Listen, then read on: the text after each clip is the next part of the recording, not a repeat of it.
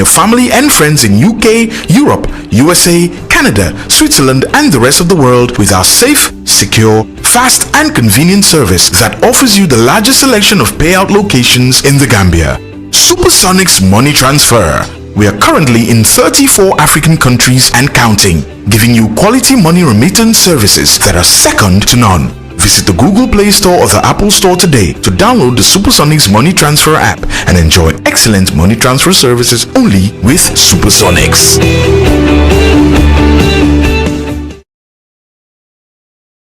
African Oriental Store, Africa, America kono. Mole season tongol sotalie, anin tongo mumebe, alie mumea, Gambia banko kan, tuluse, dasa majorangol, can beef, African Oriental Store, nyilele fengol natalie, falla bunda kungoto. Mole nete tuo sotalie, tiamunko, sefo, subo, African Oriental Store, nyinom bitikoti miyale sulata fengo fena, isa soto no jele, na mano sotalie, mirango, tame, nyintingo, andi churayo, anin fana manyina ke wala muni alonko, wala buka bambang ila futu bungo kono ta borol sotale boro mi yalon ko asema ko ino ila futu larango kan wali abayel sotale samato anin abaye façon jamal mon manyina kewalla mul yalon ko wallal kala fi haftanu la na tobano sotale anin churayo ibada won darandi ni US anin Canada banko kan isom ordering kalele website o mu www.orientalafricanminimart.com kasipin fanan kalele African Oriental Store Africa America kono bata banta fereng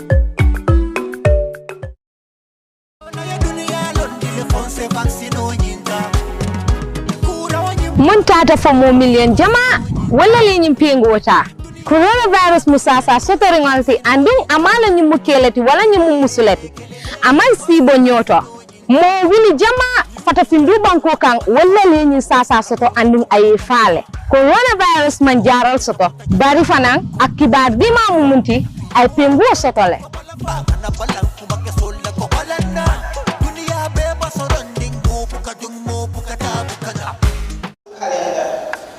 However, it is important to note that the models are not a one-size-fits-all. Hence, based on simulations, only 23 schools were expected to alternate.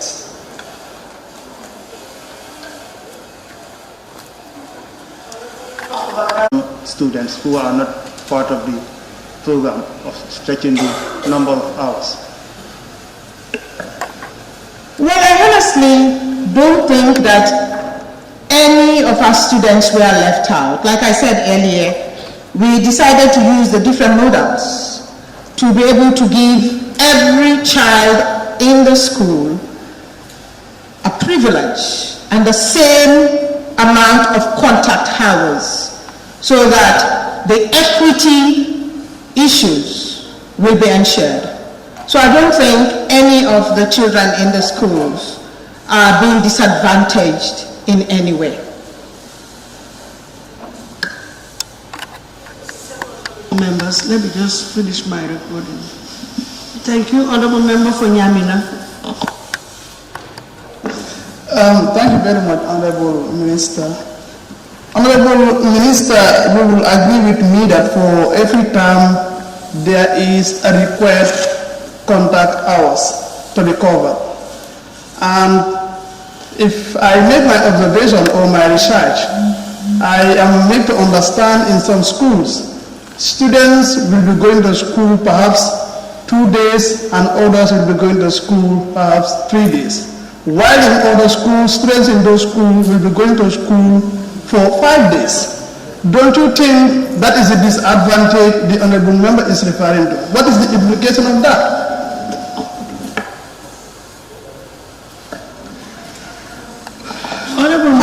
Honorable members, I've always observed and drawn the attention of honorable members. Let's understand the essence of supplementary questions.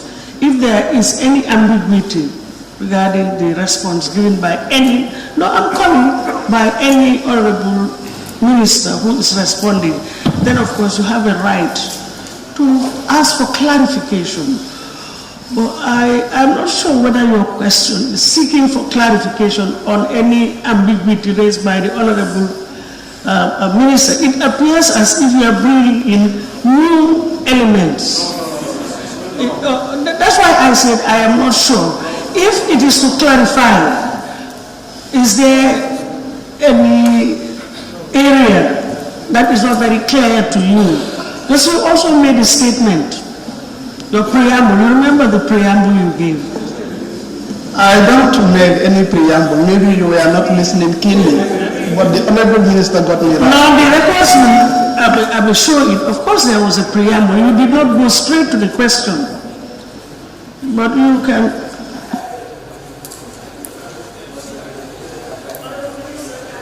Honorable Speaker, like I said earlier, I think I already explained the reason for the different models that have been employed. It's based on the enrollment of the schools and the number of available, usable classrooms that we have in our schools. And we did not just sit down and out of the blues, we came up to say this school must operate this way, that school must operate this way. Like I said, those schools that are using the alternating model, where some of the children would go to school only 3 times in the week. It's only 23 schools nationally. Only 23 schools are using this alternating model. And the alternating model is to give all the children in such schools an opportunity to be able to have the right contact hours.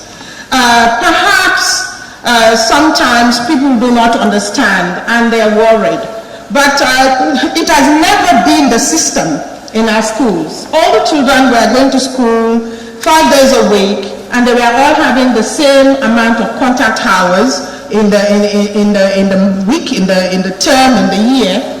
This is a short-term arrangement, and we don't wish for it to go perhaps beyond this academic year. It depends on the situation of the pandemic. If the pandemic improves, we will go back to our regular hours of schooling and days of schooling. But I think right now what we should be praying for is to have this pandemic under control so that life would return to normal. For most of our activities that we do now, they're not normal. It's only a short-term measure. And we are doing all we can to make sure that the children are all treated equally based on what we have in our education policy of equity and equitable quality education to be provided. Thank you. Thank you very much. Well, Honorable, if you are not satisfied, then maybe you can follow it after so that at least others will also have an opportunity. It should be heard. It's not about the Honorable Minister is not answering the question. Before you answer this question, you must answer the question. Remember, you have a right to ask a supplementary question. Yes. And in her response, if I get her right, she tried to explain by saying that, as I explained earlier, A, B, and C. If you are not satisfied, as I said earlier on, you can follow it up at the ministry with her and her technicians. But I'm going to give the floor to Honorable Member for Banjul South. You are depriving me for my right because I asked a question and the question is not answered. You are denying me for getting the answer. Thank you. Anybody, I don't have the authority even to deny. The authority is on, I don't have any authority to deny anybody. Honorable Member for Banjul South. I just try to go by the rules. Thank you very much, Madam Speaker. Madam Speaker, like I always say, it's very sad to hear a cabinet member saying the word only here. Even if it affects one school, saying only is pathetic. And also, Madam Speaker, Madam Speaker, he said that the reason for these new modalities are to ensure that COVID restrictions are adhered to. Madam Speaker, can the Honorable Minister tell us whether the COVID protocols are being respected and how the ministry is monitoring and implementing these COVID restrictions? Thank you.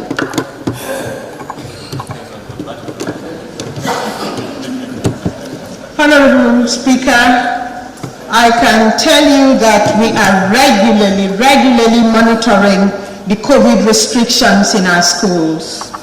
And we continue to provide the necessary PPEs that the schools need to ensure that the children are safe. We monitor from the regional level, the cluster level perhaps. We start from the cluster level. We monitor from the regional level, and we monitor from the national level as well. We are regularly monitoring to ensure that the COVID guidelines are respected and the PPEs are available in our schools. A point of observation, Honorable Speaker. Yes. Thank you.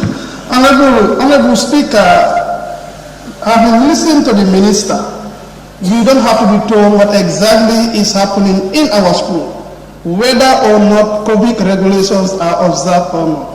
You sit there, you have the ministers misleading the National Assembly because COVID regulations, the way in which they need to be observed, it is not happening exactly.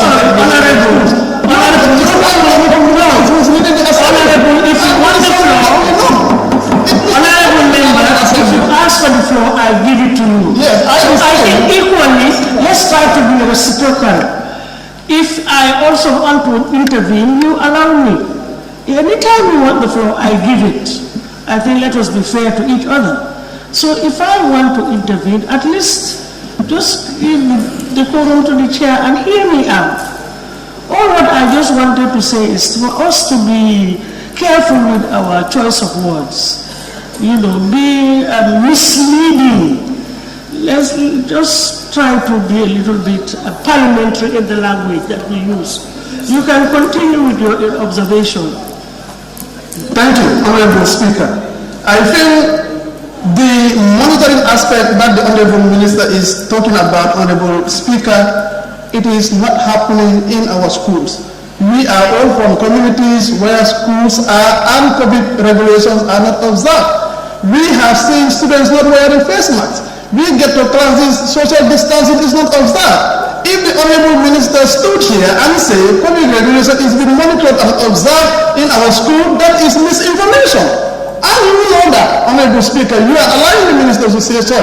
I don't know that because I am not privy to the information that you have. I don't go to Nyamina East. Neither do I go to, what is it called, Sandu. So I depend on my honorable members to question the ministers as to what happens on the ground. So let us be fair also to the chair, honorable members, at times. I think I try to maintain the equilibrium, but some honorable members, no, please, honorable members for Banjul South, she was responding to your, we will find out. For Serakunda. Thank you very much, Honorable Speaker. The question aims to deal with the issue of equity in the contact hours. Would the Honorable Minister accept that there is no equity in terms of contact hours in the schools? And if so, are they carefully monitoring the impact of that inequity with the view to remedy the situation as soon as possible? Thank you very much, Honorable Member. Honorable Speaker, I think I mentioned that all the arrangements that we have now are for this period. And as soon as the period is passed, as soon as we get over this pandemic, we will make sure that we make do for all the contact hours that may have been lost. But nonetheless, we are really doing our best to make sure that we address the challenges. And that is why we have even extended the school week to Saturdays. And for some small schools where perhaps they don't operate afternoon shift, they don't operate the rotational model, etc., they have extra classes that are going on. to ensure that the lost contact hours are made up for. These are short, medium time. As soon as everything returns to normal, which I think all of us should be praying for, that things return to normal and that happens quickly, we will definitely make sure that we look into these challenges and we try to address them. Even before COVID, we were very conscious of the inequalities perhaps in contact hours for our students regarding the morning and the afternoon shifts. And these are things that we always paid attention to, whether we go on monitoring or it is during our CCM school visits. We always paid attention to this, and we will work with the schools to ensure that the equity issues are addressed. So we definitely will look into it. Thank you very much. Thank you. Honorable Member for Tumana. Yes, thank you very much, Honorable Speaker. I wanted to associate myself with that of Honorable Nyamina East question. I think when you talk about equity in the contact hours in the schools, really it is not existent, it's not there. So, and the minister says as soon as COVID, we don't have COVID. So, the question I wanted to ask is, what will be the alternative if COVID-19 have to continue in next 1 year or 2 years time? What will be the alternative?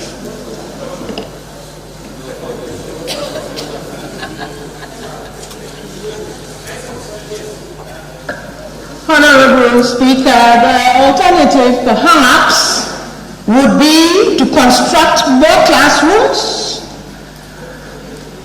have more schools, and employ more teachers. Because these are the challenges that we have, and that is why we're employing these different models. If we had all the classrooms we needed in our schools, we had all the teachers we needed in our schools, we would not even have been employing double shift teaching in our schools, let alone now that we're employing these different models. So we'll have to look at that.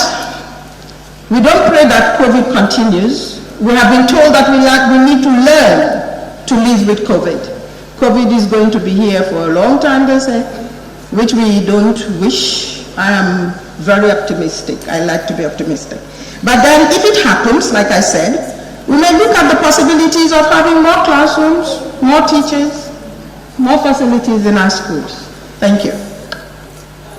Thank you very much, Honorable Minister. It appears as if some honorable members are not very satisfied with the responses with regards to that, but I will encourage them to pursue it vigorously so that they will get to the bottom of it, specifically Nyamina East and Tumana. Question number 220 of 2020 by the Honorable Member for Ilyasa. Sir, Honorable Speaker, I want to observe, Honorable Speaker. I think going by our standing orders, after the hearing question has been asked, there should be room for 5 additional members to ask supplementary questions. And going by the list, we only had 4. That is Nyamina East, Banjul South, Serekunda, and Tumana. I always ensure that I have my records. Okay. And my records on 219, question 219 of 2020 by the Honorable Member for Bakau. He asked 2 supplementary questions. The third one was by Nyamina East. The 4th one was by Banjul South. Number 5, the 5th question was by Serekunda. The 6th was by Tumana. Yes. I don't know how I marked it, but it is for Serekunda. No, I am human. Just look at it. You are here. Banjul Birkama South is here. Yes, Birkama South.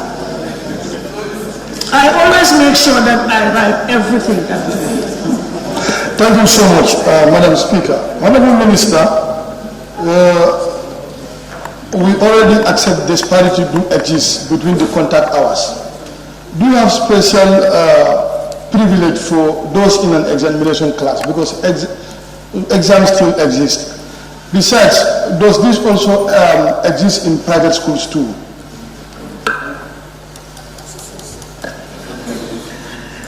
Honorable Speaker, I think my answer to the first part of the question, whether we have special arrangements for examination classes, I would say yes.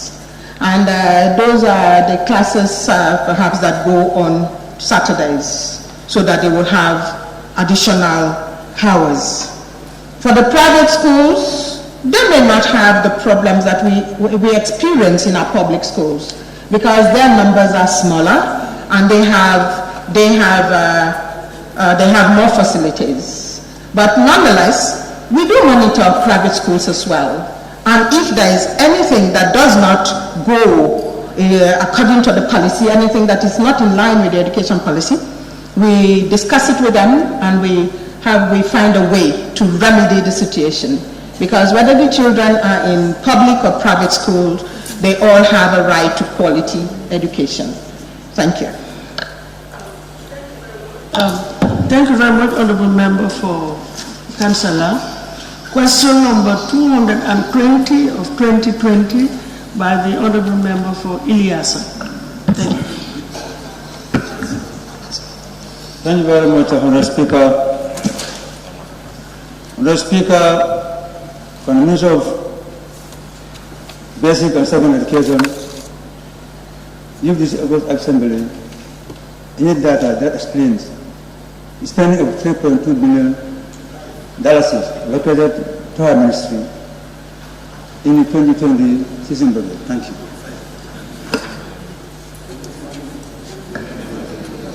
Honorable Speaker, the Honourable Member is being informed that the figures quoted here is not correct, not accurate. And we wish to be enlightened more on where this figure is coming from. However, what we are aware of as a sector is a $2.5 billion that was allocated to us. These monies were spent as follows. And I want to believe that all the National Assembly members have a breakdown of how the 2.5 billion was spent because this was shared earlier on. Unless you want me to go through it, but otherwise I think we can refer to what is in front of us. So yes, Honourable Minister, you go through it, and I'm not sure whether Honourable Members have the breakdown, but I would ensure that it is copied and circulated. The only disadvantage there is probably they may wish, can I be heard? The Basse, Honourable Member for Basse, please, can I be heard? Let me complete my sentence. The observation I have there is that if it is circulated, some honourable members may wish to go through the figures and they may wish to raise questions with regards to that, the breakdown. So in that case, I'm not sure whether we can skip question 2 for the time being and allow the Secretariat to photocopy the figures, and we proceed with question number 3. We still have some additional questions for the Honourable Minister. I am saying that because the question is detailed. Is that agreeable? Let's photocopy it and circulate it, and we go to 3, 4, and 5. By the time we finish, then we can come back to 2. The Ambassador, you raise your tag. I don't know what you want. Madam Speaker, thank you. I just want to observe. The Minister, when answering, said they received 2.5 billion. He is now concerned where 3.5 billion is coming from. Hell is from a member, and the member is in the chambers. Could the member give a clarification about 3.5 billion so that we know whether it is 3.5 billion or is 2.5 billion? That's the clarification. Yes, the honourable member has a right to ask 2 supplementary questions. But I am just saying that by virtue of the fact that we have figures and how the monies were spent, maybe it would interest honorable members to have a look at that breakdown. So let's allow others. Cantora. Thank you very much, Honorable Speaker. I think he raised a very valid point. These are two figures, and they are exorbitant figures. For the purpose of the public, not to mislead the public, from the point of departure, let them reconcile where his 3.5 is coming from to refer us, and where he got our 2.5. Agree on that before we proceed from departure. Thank you. Okay. We will strike a compromise. Let's see if they can reconcile, and if these figures, if there is the reconciliation, we will still go ahead with the copying. I think that's a fair, yeah. Yes. where did we, okay. Honorable Member, your supplementary. Taking into consideration what your colleagues, the issues your colleagues have raised on the figures and the response by the Honorable Minister. Thank you very much, but I disagree with the Minister that it is not 3.5 million. Although I have my records in the office, I can look, I look at my office and do the record for you. I disagree with you. I disagree with her. You disagree? Yes, with her. You disagree? Yes. That it is still 3.5 yes. and not 2.5?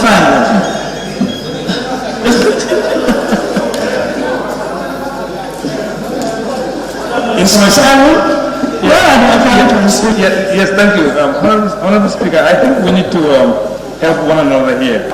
Because if you look at the question, it's actually talking about budget. The budget allocation and the actual expenditure is not the same thing. So if the member is talking about the citizens' budget, that actually shows what is budgeted for in every budget entity. So that's actually different from the actual expenditure. So let's try to balance it out. I think what we need to see perhaps is the actual expenditure of the ministry. And from there we'll be able to reconcile. Because without the actual expenditure, it will be difficult to know exactly what was spent or not. We need to be guided really, because we have so many conflict. No, we will come to that. We have so many conflicting information here and there. All we want is just to ensure I'm rising on a point of we are order. doing the right thing. Point of order, Madam Speaker. Please, can you take your seat? Thank you very much. Honorable Member for Foni Councillor, we cannot rush each other. This is a point of order, Madam Speaker. This is a point of order. I mean, he raised that earlier on. Allow him. And then you can always... But order override all other issues. I'm writing on a point of order. It overrides all other issues. He also has a point of order. You don't know. You don't know. Salah. Thank you very much, Honorable Speaker. Honorable Speaker, I want to appeal to the member for Ilyasa to withdraw the question and then see how he can reconcile with the Honorable Minister. I will equally want to differ from the Honorable Member for Upper Salon, because what is stated here, 3.5 billion allocated to her ministry. So what I want to say here is, let's appeal to the member for Ilyasa to withdraw the question and allow us to make progress. Madam Speaker, I'm rising on order 37. Order 38. Your point of order, can you refer us to the relevant provision? Yes, order 38, 1B. I refer you there. 1B. Yes. Clause 38, 1B of our standing orders. May I read?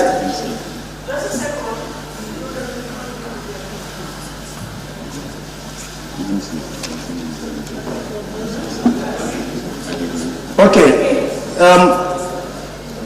Order 31B, a question shall not include the name of persons. B, sorry.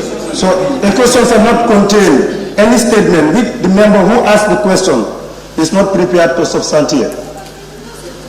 And yes, no, he said he maintained his position, but he cannot give us any reference where that statement is from. So he cannot substantiate that for me. Yeah.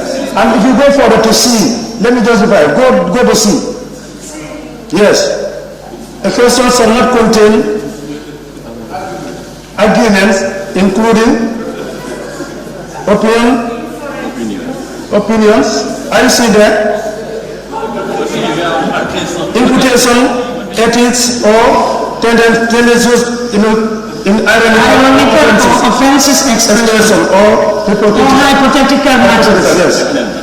So obviously, Madam Speaker, this question should not be admissible.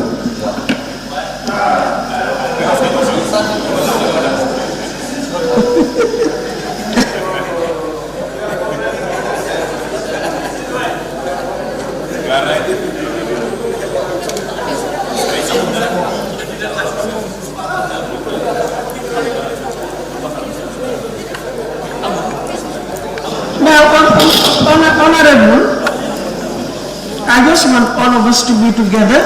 Can you look at the question again? Yes. What do you say to this, the second leg of the question, that okay, let me read it in full.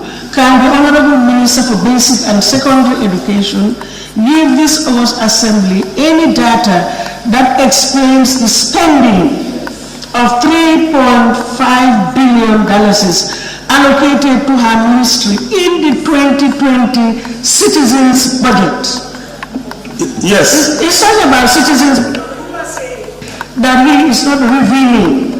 I'm just going by what you have just said, that he is not revealing or willing to reveal his source of information, and that's according to our standing orders. But I am looking at the question a second time. He's talking about allocation to her ministry in the 2020 citizens budget. So yes. I think we're covered, and again, going further, I am assuming that the information there is contained there in citizens contained or allocated to her ministry in the 2020 citizens budget, and going by standing orders, the Speaker's duties as to questions 39, the Speaker shall, the Speaker, subject to standing order 38, shall be the sole judge of the admissibility of a question. And that being the case, I think I will allow the question to be admitted. Thank you. Thank you. There were some... Sorry. No, honorable, please. No, honorable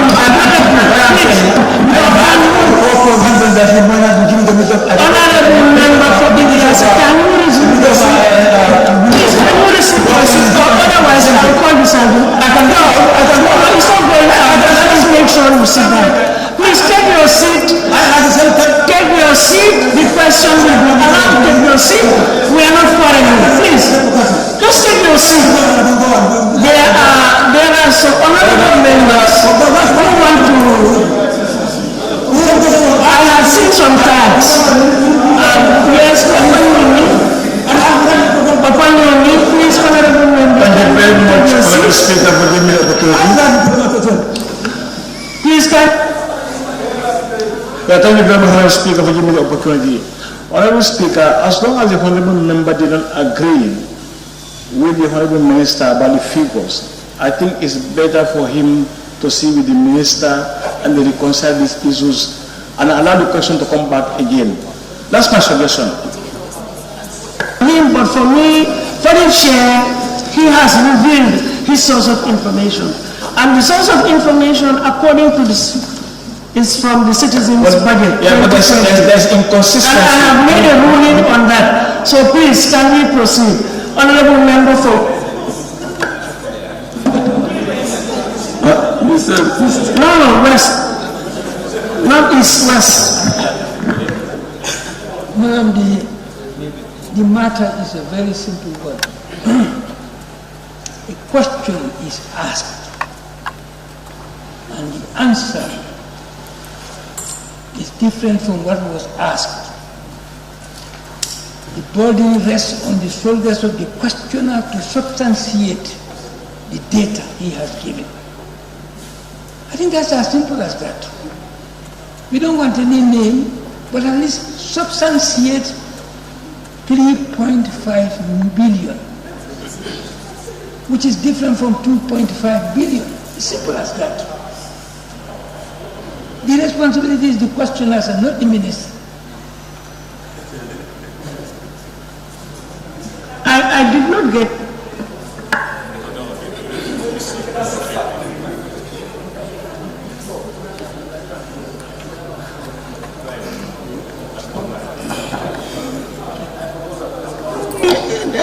Somebody suggested a reconciliation and we suspend the question, but the honorable member himself is saying that he is not, he will go by his figures.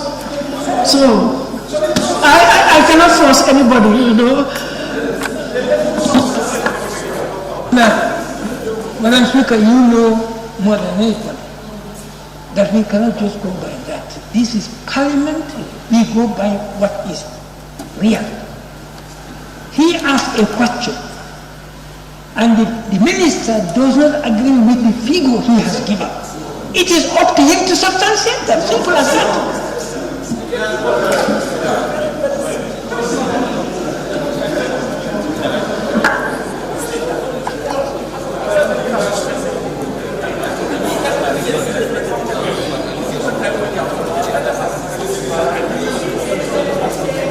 To be a way out.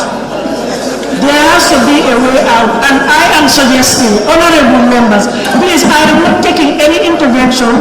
What I am saying is I am going to rule that for the time being, let us suspend this particular question and we proceed. Then I will take advice from my aides as to what to do. Can we proceed with the next question, please?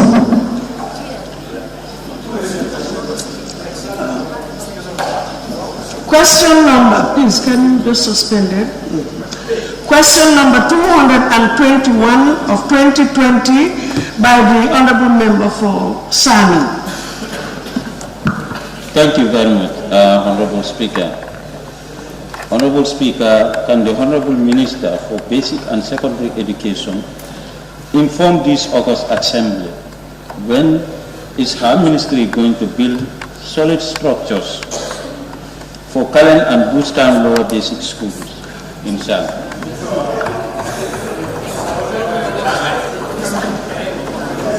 Honorable Speaker, the Kalen Jawo Lower Basic School is currently undergoing construction by the Embassy Holland Foundation, whilst Bushtown Lower Basic will be built under the ministry's ESSP program, and the foundation stone was already laid in the first week of January this year.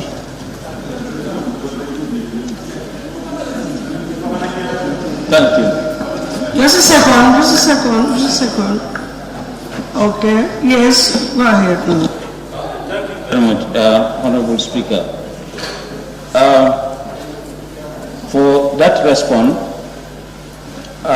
what about the furnitures? When it is completed?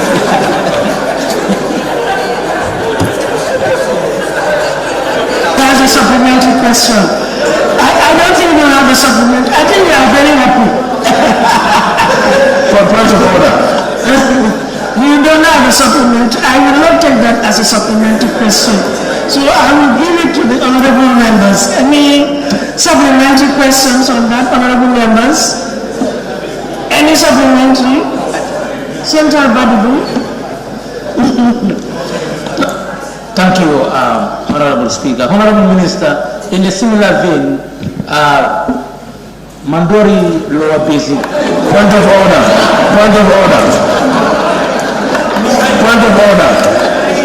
I think, honorable members, on a more serious note, I think the question has been adequately answered. Yes, so let's proceed. Speaker, I'm seeking your submission. With your permission, I want to point of order. Question related to the question asked by Al-Hussein. Honorable member, please. Point of order. Are you the speaker? You better take your time. Have the command take his point of order. behave yourself. Are you the speaker? Honorable members of Cantora, please. The speaker has Let us exercise decorum. We don't have to shout. We can all make our points in a very parliamentary manner, and we will all proceed. There is no need to quarrel. If you have a point of order you want to raise, obviously you'll be given the floor. So let's just go one by one. Honorable Member for Serakunda. Thank you very much, Honorable Speaker. The Honorable Minister has explained that the two structures are going to be built by two different institutions, one by the ministry, the other by MRC Holland. Is there a relationship established between MRC Holland and the ministry and demarcation of responsibility as to which school are to be built by either institution, or are they collaborating on a planned basis to carry out this project? Honorable Speaker, the two schools are built by two different initiatives. MRC Holland is different from the ESSP. The ESSP is a project, and it's the education support program under the World Bank, whereas MRC Holland is a foundation of its own, so they don't have anything to do with each other. The fact is that we have different partners that are supporting the education ministry, the education program of the Ministry of Basic and Secondary Education. So MRC Holland comes in with their own support in the area of school construction, and under the ESSP we look at schools, or where schools should be built, or schools that need to be rehabilitated, etc. And we would have put those under the program, and under the project, and then we will be able to carry out the constructions. So there are two different entities. Thank you very much, Honorable Member for Tumana. Yes, Honorable Speaker. In her response, I want to know whether these two schools that are going to be built, whether they will also have this teachers' accommodation, because sometimes they provide that for some schools.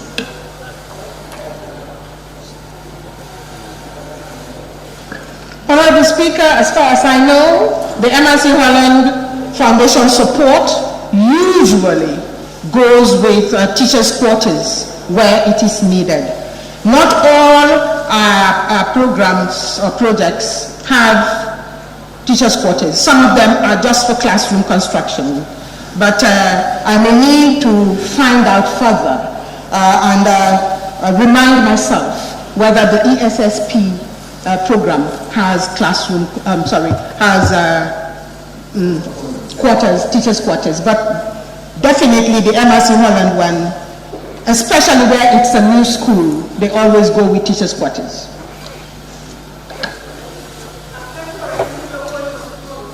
Point of order, or you want to ask a supplementary? A supplementary asked on the list. Afoni Councillor. Thank you very much, Honorable Speaker. Sometimes it's difficult to come up with a supplementary question, particularly when the parent question is asked by SAMI, because it's always SAMI specific. But I want to help by asking the Honorable Minister. She made mention that the Bustan Lower Basic School, the foundation stone was laid in January. So I want the Honorable Minister to inform this August Assembly how soon will construction work in that particular school commence.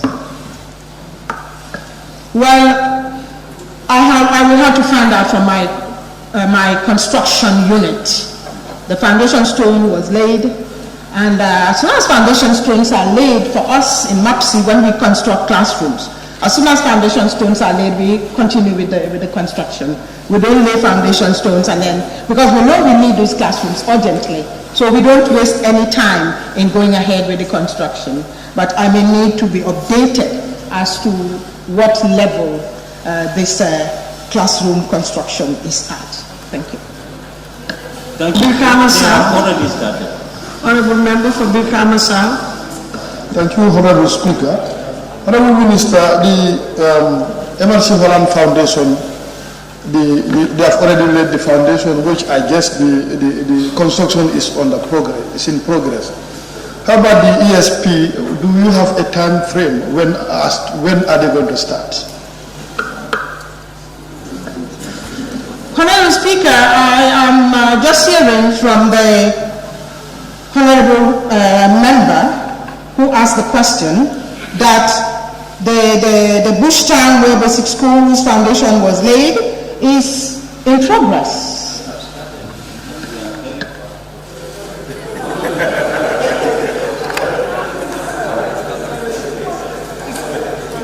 Thank you. Honorable Member for Jara West.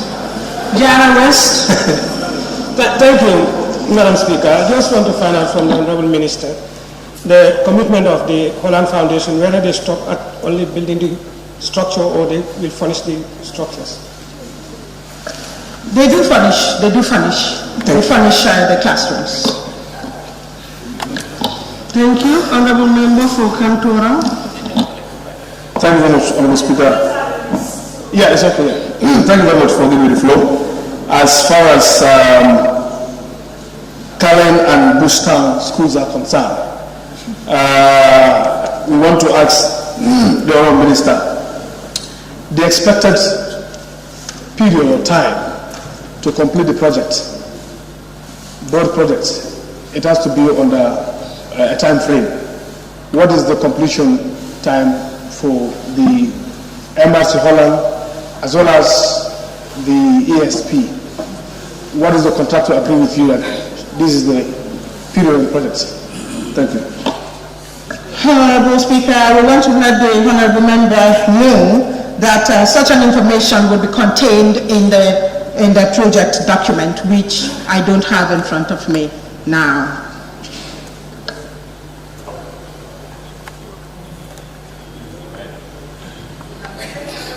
You will recall that the Honorable Member for Sami did not ask two supplementary questions, and then I think I want to be fair. Let me just allow other honorable members. Yes, nominated Member Seka. Thank you very much, Ma. According to Honorable Minister, your answer, you made mention of the two different components that are building these two schools. So, is it that you had a different project proposals? And if those project proposals are made, were you able to address the needs? Because sometimes they just do things as they do. Like, if you borrow me your eyes, you will look at wherever I want you to look at. So how did you come up with your project proposals? Is it that all what you have agreed upon will address the needs of the school, the teachers, and the student? Thank you. Well, like I said, these are two different entities. MRC Holland Foundation, they have their criteria, they support us, they build the classrooms, they hand them over to us. And for the ESSP, which is a project, we would have done an assessment to know where we need classrooms built according to priority, and we would have indicated in the project document that we will be building schools in several different places. And then they go ahead, the project coordination unit and the construction unit, they go ahead with all that is needed to be done. So this is it. Thank you very much. And we move over to question number 222 of 2020, having exhausted our 7 supplementary questions by the Honorable Member for Jimara, 222 of 2020. Thank you very much, Honorable Speaker. Honorable Speaker, can the Honorable Minister for Basic and Secondary Education inform this August Assembly how many schools did the current government build apart from the Basse College? Honorable Honorable Speaker, the current government, in partnership with the MRC Holland Foundation, has built 2,018 new classrooms, brand new classrooms. They have also rehabilitated 1,350 classrooms, or classes, sorry. Should be rooms, classrooms, and constructed 61 new schools. If I may give a further update to the question above. The above answer was as of the time the question was asked last December. In addition, other donors through the World Bank have constructed 475 classrooms and 479 toilet cubicles, making a total of 2,493 classrooms constructed under the current government. You may wish to further note that in 2021, this current year, it is anticipated that MRC Holland will construct at least 500 classrooms, including science laboratories. This is the MOU we have with them, the agreement we have with them, that every year they will construct about 500 classrooms.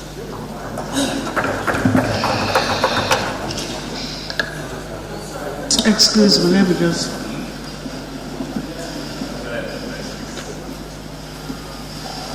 yes, Jimara.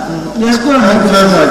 Honorable Minister, this question was asked after an interview with the iAfrica, when the President had an interview with the iAfrica, where he mentioned his government built 3,000 schools, and now you are telling us that the government built 2,018 schools. I think there is a miscommunication, or somebody is misinforming the Gambians, either the ministers or the President.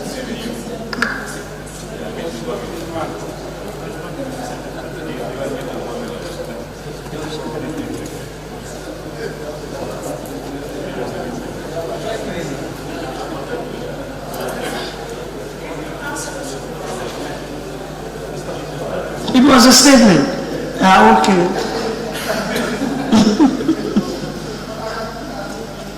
Just a second. Then it was not a supplementary question. Okay. Honorable Member for Tumana. Supplementary question. Thank you. Yes. Honorable Speaker, I want the Minister to furnish the Parliament with the answers that she has. And again, would the government do justice to MRC Holland Foundation when claiming to build these schools from state coffers instead of MRC Holland Foundation?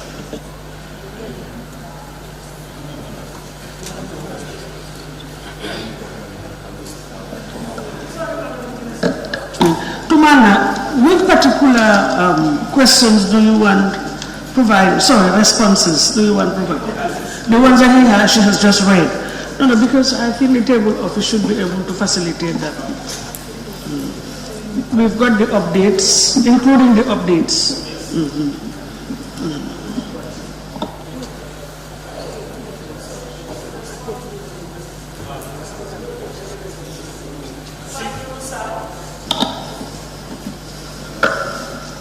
Thank you very much. Thank you very much, Madam Speaker. I think the Honorable Minister needs to be applauded for the numerous number of classes that they've built. My concern, though, is not about the numbers, it's about the quality. Can the Honorable Minister guarantee that with this large number of classes, they will be available, quality teachers and quality teaching will be available? And also going back to Honorable for Tumana's question. It says here, the current government built. Can the Honorable Minister confirm to this August Assembly who built this Basse College, whether it's the government or whether it's a donor? Thank you.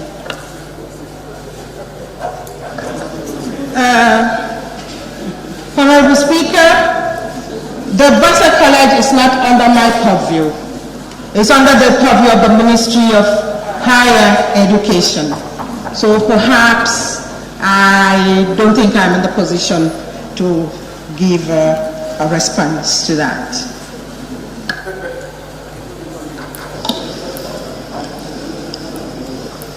Thank you, Honourable Member for Basin. Madam Speaker, thank you. Madam Speaker, the question is about how many schools, the number of schools.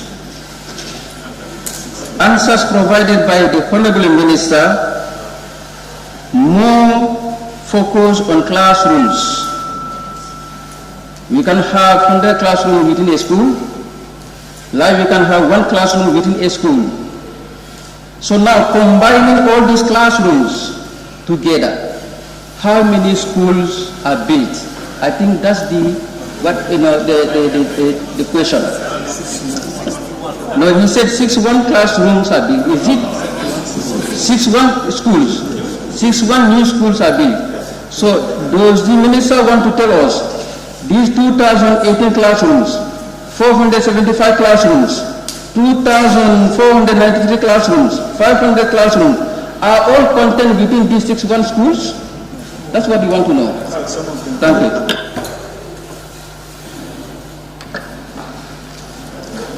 Thank you very much, Honourable Member.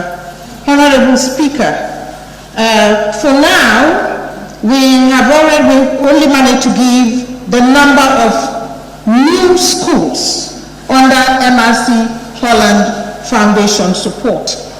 But we have several other supports. And the ESSP, the Badia, OFID, and others, perhaps what we will do, we will have to provide the number of additional schools under those different projects. For now, we only managed to give, it must have been an oversight. We only managed to give the number of new schools under MRC Holland. But notwithstanding, other projects also have new schools that have been built. And we will be pleased to submit or to provide an update to this august body. It will probably help, Honourable Minister, if we have the update so that we can circulate it to honourable members. Just appreciate that most of them are teachers and they're particularly interested in education sector. You're welcome. Yeah, thank you very much. Honourable Member for Central Badibu. Unless you want to withdraw. No, I don't want to withdraw. My question, means, whether we can have a list of those schools that have been built. If we can have the list, that can help us.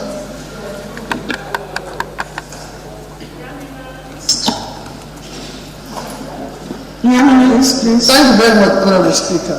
Honourable Minister, you have given us 2 updates. One, at the time the question was asked, and after the question was asked, that is the current update. And I want to establish what exactly is happening between the two.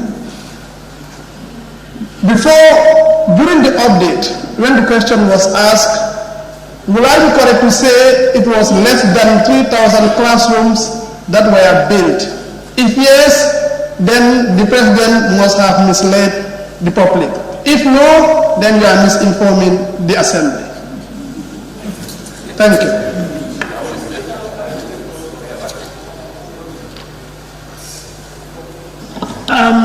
Do you want clarification on the 2 figures or you are making a statement? Yeah, no, I'm asking a question. Yeah, if you want to ask a question, let her clarify the differences or... Yes, so that we will all understand. If they understand, yes, they can explain it. Honourable Speaker, these questions were for up to December 2020. And we have gone an additional 6 months from then. And we have not stopped since then in classroom construction or establishment of new schools. Like I said a few minutes ago, we will provide an update. And the honorable member, one other honorable member, Senator Badibu, asked for a list of the schools that have been constructed. We will provide that, and the information will reach this August Assembly in due course. We may get the update before next week, Wednesday, when there will be question. That will be question day, if we can get it before then, so that in case honorable members would need more questions.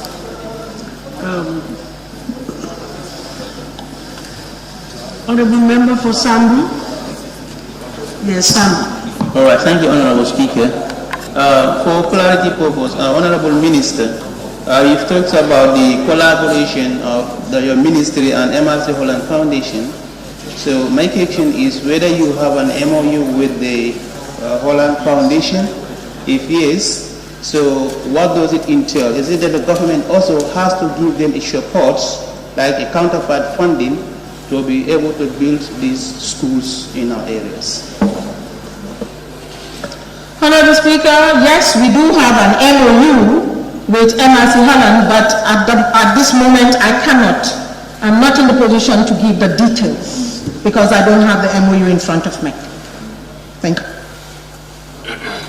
Honorable member for Nyani. Thank you, Madam Speaker.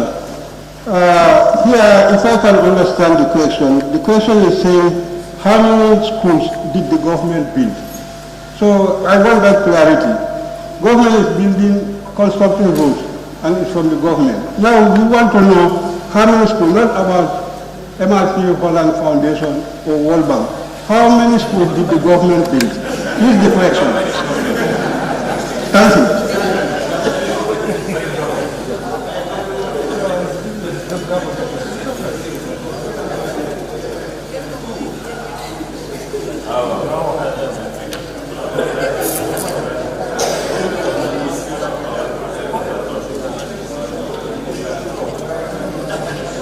Honorable Minister.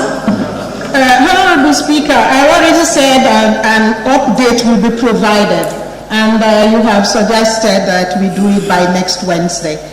I promise by next Wednesday the update will be provided. No, we've exhausted our 7 questions. No, we have exhausted our 7. We're now dealing with questions and answers. Let us go by what you have agreed to under your standing orders. So can we move over to the 2021 June questions for the Honorable Minister for Basic and Secondary Education by the Honorable Member for Ilyasa. Sorry, it's Cantora. It's not corrected here, that's why. Thank you very much for your speaker. No, it's a mistake from them. You have Ilyasa on the list.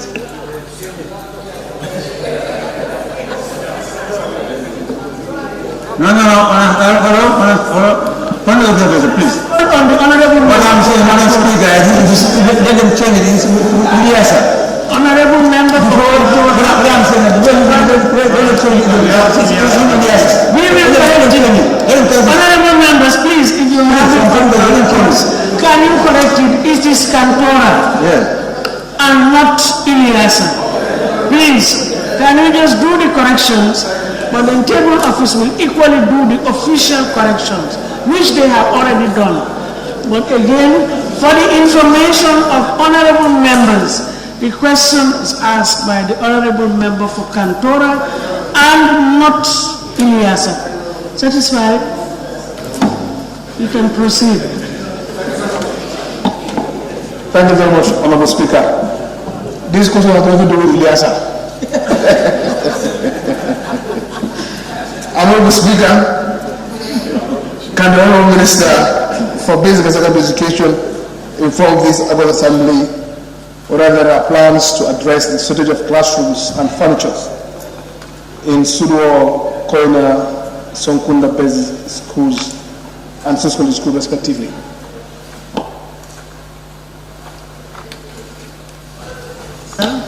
Honorable Speaker, the Ministry of Basic and Secondary Education has a detailed strategic plan to meeting the emerging needs and increasing demand for education, infrastructure and furniture requirement of all schools nationwide. Currently, the government of the Gambia, which is through the Ministry of Basic and Secondary Education, has received funding from the Creative Fund for Arab Economic Development to develop and expand about 39 upper basic and senior secondary schools in the 6 educational regions of the country. This project will assess the classroom and furniture requirements of schools and intervene accordingly based on the priorities and needs. The project is currently at a tendering stage and it's expected to start soon. However, the ministry is also constantly engaging other long-standing and strategic partners like MRC Holland Foundation to address the issue of classrooms and furniture in schools. I would like to inform this august body that the ministry is constantly conducting nationwide assessment to update its data on classrooms and furniture requirements in all schools. Finally, I would like to assure the Honourable Member for Kantora constituency that the 3 schools in question fall under or fall within our priority list for additional classrooms and furniture.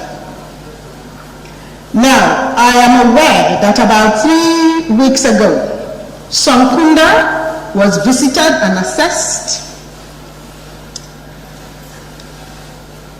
Koina, if I am right, I know two schools in Kantora were visited and assessed, and Suduwal is also among our priorities. Sonkunda and one other school, I'm not sure it's Koina, but I was very much aware when the assessment was being done about 3 to 4 weeks ago, that the assessment has indicated that they need more classrooms because of enrollment increase. And I have been giving all the assurance that the classrooms, additional classrooms, are going to be provided for Sonkunda, and I believe it's Koina, and Suduwal will also benefit from classrooms.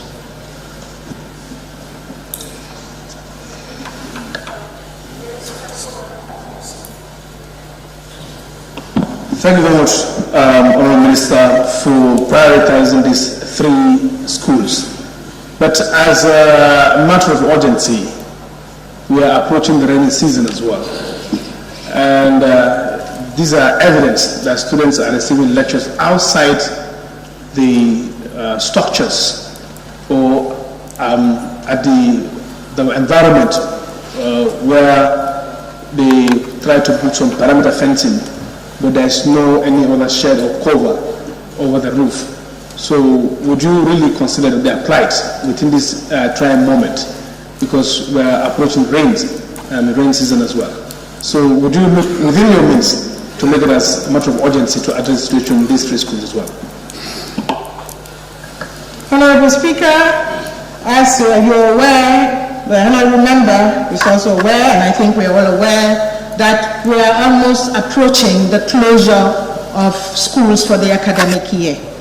And since these schools have already been assessed for additional classrooms to be provided, I want to believe the agreement will be signed very soon, and as soon as these agreements are signed, the construction begins. We may want to wait until we do proper construction. And at the moment, like I said earlier, it's because of the social distancing. Otherwise, a school like Suduwal, all the children were in classrooms. It's just because of the pandemic, and we had to reduce the class sizes, the number of students in the classrooms. That is why some of the children are not sitting in classrooms. But it's a concern. And just recently, you also spoke about furniture, but I'm aware that recently furniture was sent to Suduwal. So schools are going to close soon. We thank God we have been able to go through the academic year. And in about 3-4 weeks' time, schools would close. Perhaps 3 weeks' time, schools would close. And we will be able to, we hope to be able to address some of these challenging issues by September or thereabout. Thank you. Kantora. Thank you very much, Honorable Minister. Of course, I agree with you. Schools are going to be closed very soon, and I also really appreciate if you can give me or get me the second school that was visited to be constructed alongside with Sonkunda School. I really appreciate, because these 3 schools I mentioned, Koina, Sonkunda, and of course Suduwal, are key priority areas in terms of education concern. I will do that. I'll do that.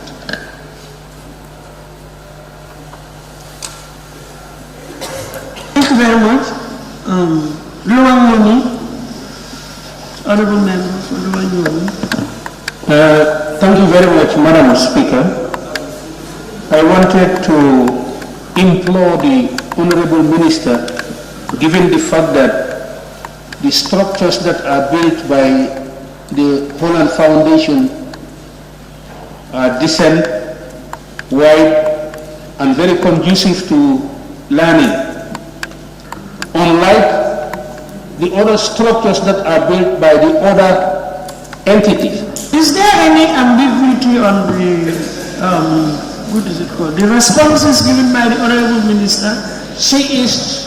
No, I'm just, that's it. If there is any ambiguity, you seek for clarification on that. Otherwise, you cannot bring up a new question. I am coming, Madam. She is talking about the construction of classrooms, and we are paying our question. So remember that your standing orders give you 2 minutes to ask a supplementary question. Are you timing me? Sorry, 1 minute. In fact, it's even 1 minute. So if you take time making a statement, you may not have time to ask a question. I am just commending the stance and the structures that are built by this Holland Foundation. They are very good.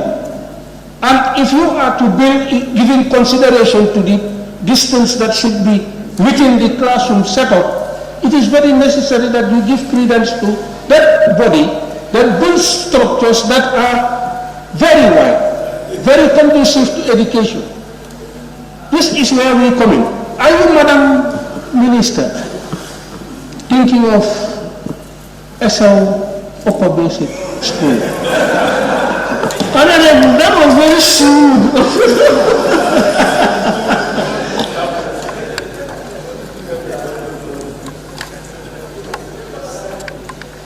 Madam Speaker, to answer that, I would say yes. We are thinking of SL Upper Basic.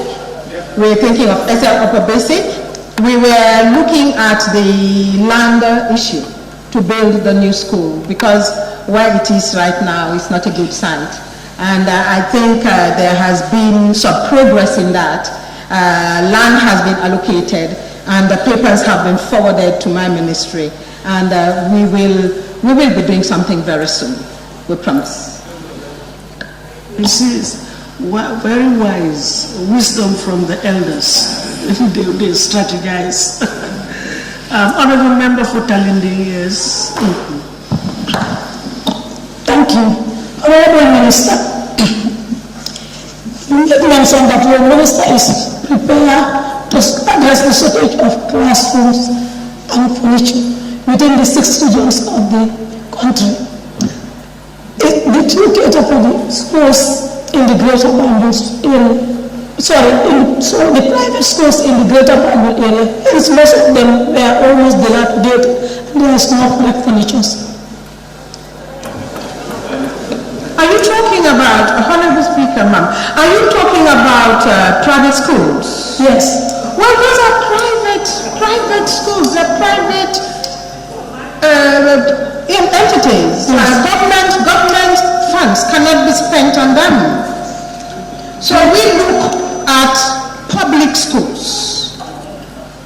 Public schools are what we're looking at. And definitely Bangalore schools or Greater Bangalore schools are included. Gambia High School is one of those 36 that is going to be under this project. Gambia High School is one.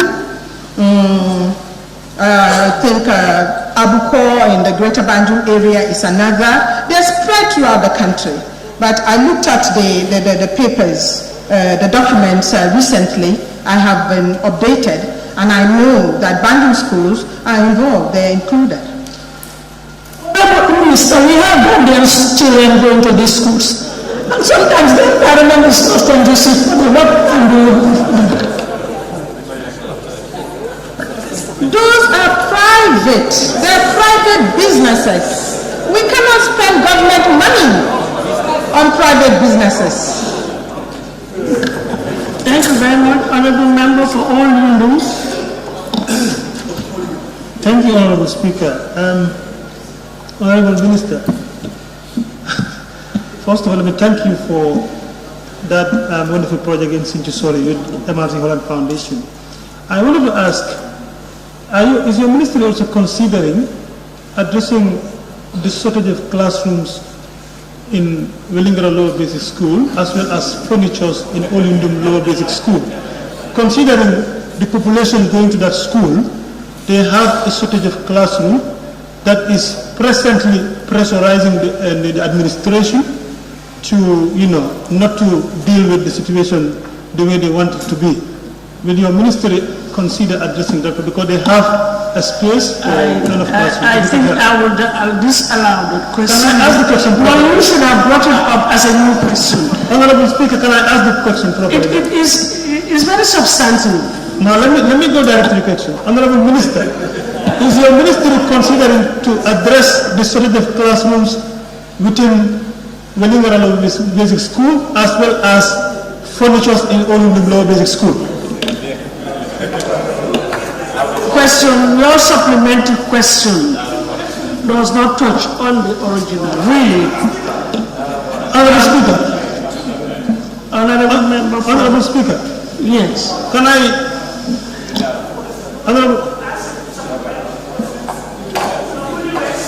Honorable Speaker. Honorable Speaker.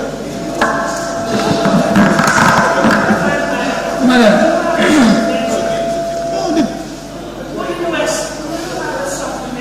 Observation. Yes, before I put it down. We are dealing with supplementary questions, not substantive questions. Exactly. Please. That's what I said. Yes, thank you. We are dealing with limited Woolly East supplementary. Please let us go by the rules as far with regards to supplementary. We should not be arguing over this. They are very minor matters. Thank you. Thank you, Honorable Speaker. Honorable Minister, you mentioned 89 upper basic schools for the creative fund. My question is, how equitable would these upper basic schools be distributed in the country? Considering that in some constituencies like Woodley East, there are almost only one upper basic or two upper basic schools in the whole constituency. Is it going to be equitably distributed?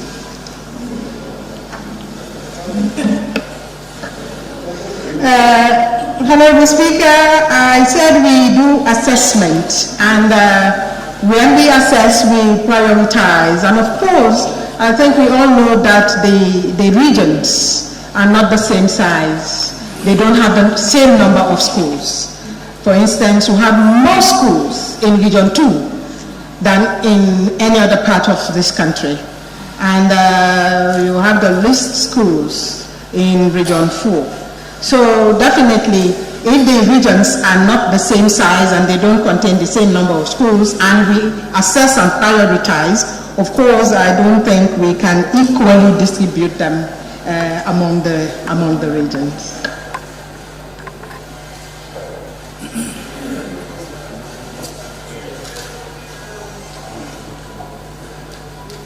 One more supplement, yes, but I may add, I know that Region 6 is going to have a number of schools in this Kuwaiti project. Yes, Basse, Honorable Member for Basse.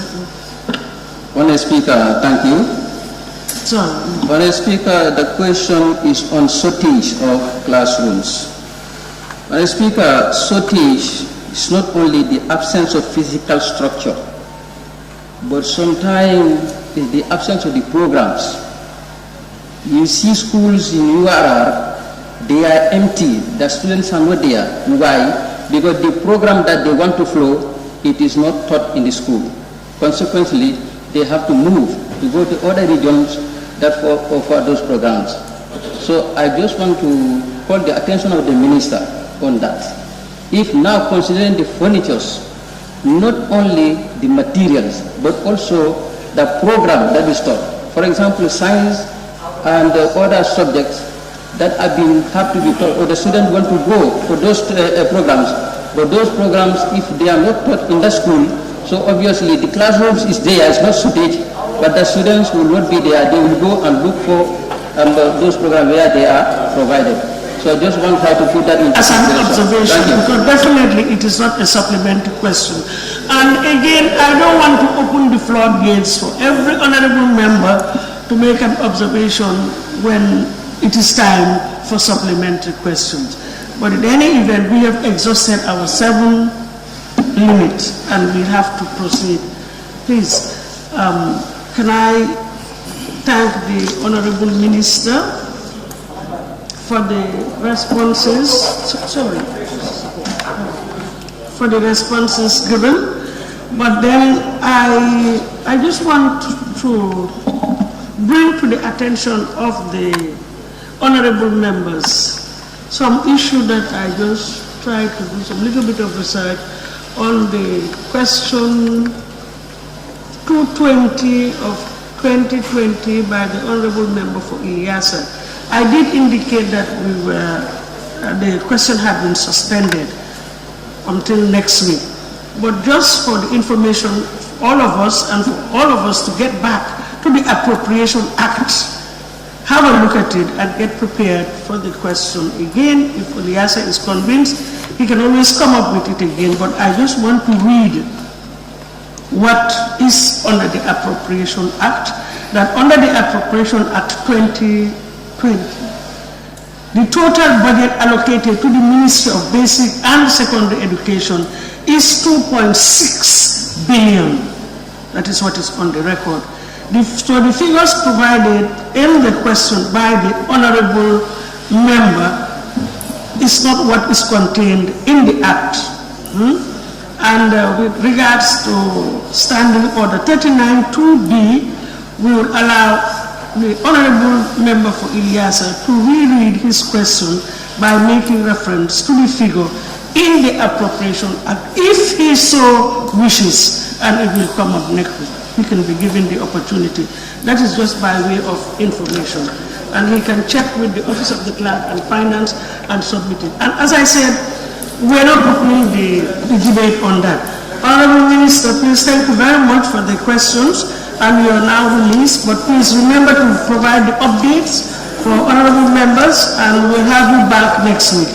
Can I raise a point of clarification? Very much. Point of clarification, Madam Speaker. I'm not going to allow any more observations. How many more observations? Madam Speaker, there are 2 figures. The figure that you provided and the figure that the Minister did provide are not the same. We are just looking for clarification, if you allow me, please. Another clarification, Madam Speaker. I am not opening the debate on that. As I said, I have suspended that question.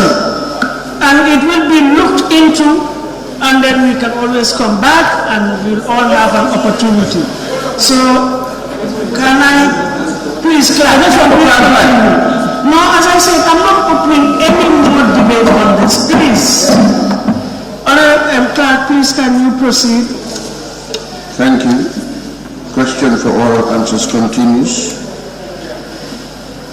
Question for oral answers by the Honorable Minister for Petroleum and Energy. Thank you.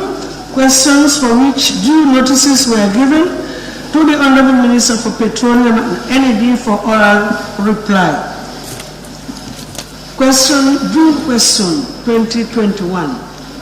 Question number 97 of 2021 by the Honorable Member for Kantora. Yes, thank you very much, Honorable Speaker, for giving me the floor. Honorable Speaker, can the Honorable Minister for Petroleum and Energy give a comprehensive update on the fate of the rural electrification expansion project, that is, the names of respective villages in Kantora constituency that are going to benefit from it? Thank you. Honorable Speaker, the villages in the Kantora constituency, URR South, will benefit from the World Bank funded Gambia Electricity Modernization Project JAM, which is at the final stage of finalizing the contract with the most responsive bidder. The villages that will benefit are Bolibanga, Saribach, Saremala, Brikama, Saresibo, Madina Bala, Jida, Sotuma, Kemambugu, Keneba, Jawakunda, Fantundulu, Bani, Kasikunda, Kantelkunda, Hamdalayoro, Sonkunda, Nyamanari, Kolikunda, Sare Hande, Sare Gela, Kusum, Samikuta, and Samikoto.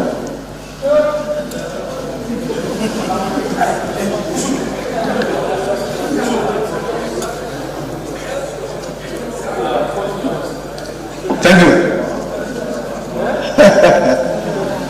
Thank you very much, Honorable Speaker. Can I come for my second question? Thank you very much. Honorable Minister, as you're aware, there is already a project going on in Nyamanari, a solar project, which your technocrats are aware. Would you be fit to replace Langway in place of Nyamanari, so that, because it's the only village among the listed one that hasn't been named or listed part of the beneficiaries? Thank you. Honorable Speaker, we are talking about grid connections. The one in Nyamanari is off grid, and it is, I think, is done by Lamaya replace Nyamanari. Well, they are talking about Lamaya replacing Nyamanari. But what I talk about here is grid connection. And the project was going on now was programmed for off-grid part for Nyamanari. I think that is the one done by Unisolution, something like that. Yes, but you see, I don't think that can actually, even with that project, definitely there should be grid connection to the area. Because this is solar, and the solar may not have that battery backup support. So I think still, even the villages covered here could still be considered for connection with or without the Nyamanari one. But that my technicians are telling me that they is going to replace them. Thank you very much, Mr. Speaker. I'm also happy that your technical team has already informed me that Lamu will be included. I want you to inform me, because I know this is a very good news for them, but the expected time the project will commence, as in like what specifically are you targeting, which time would you kickstart the project? Thank you. Honorable Speaker,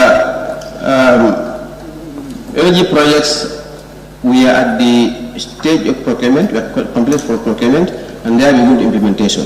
So what we can tell you is that we want to start implementing projects before end of this year, but we can't tell you exactly when they are going to that particular region.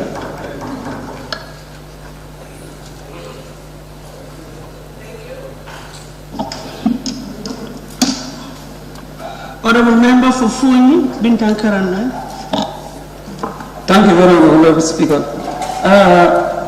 Honorable Minister, 3 of my villages, Kabokor, Arangalan and Tampoto, are part of the rural electrification project. And last year, I asked a question because from Kian they jumped and went to Faraba and Congo. Last year, I asked Adam and Parisali are part of it and they are coming back to electrify them. Since then, they will not come. How soon are they coming to electrify them again?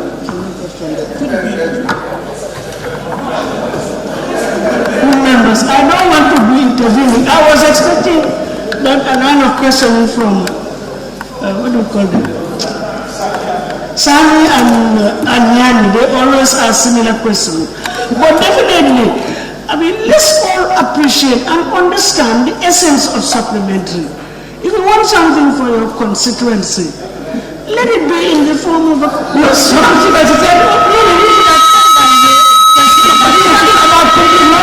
sorry. We could have come up, but Honorable Minister, last year, we posed a question A, B, and C, but how come this year, phony is jumped and all whatnot? Instead of trying to bring up the phony issue, as I said, the essence of a supplementary question is to clarify in cases there is any ambiguity with regards to the response provided for, you seek for clarification. But to bring up new elements is really what is not, just let us all bear that in mind. But I am sure the Honorable Minister has taken note because you've been allowed to make your observation, yes. And Honorable Member for Woolly East. Thank you, Honorable Speaker. Thank you, Honorable Speaker. Since talking about education, this is a part of education. I'm giving the floor. I'm on my feet. Honorable Speaker, thank you very much. Honorable Minister. Yes, the first leg of the question is comprehensive update on the fate of the rural electrification expansion project. He is concerned about Kankara, but what about the rest of the project? What about the rest of the villages of the project, of that expansion project? That is the question. Honorable Speaker, when we read the question, at the end of the project, that is the names of. So the comprehensive form is the that is. That's the names, that's the comprehensiveness he wants. So that's why I answered that way.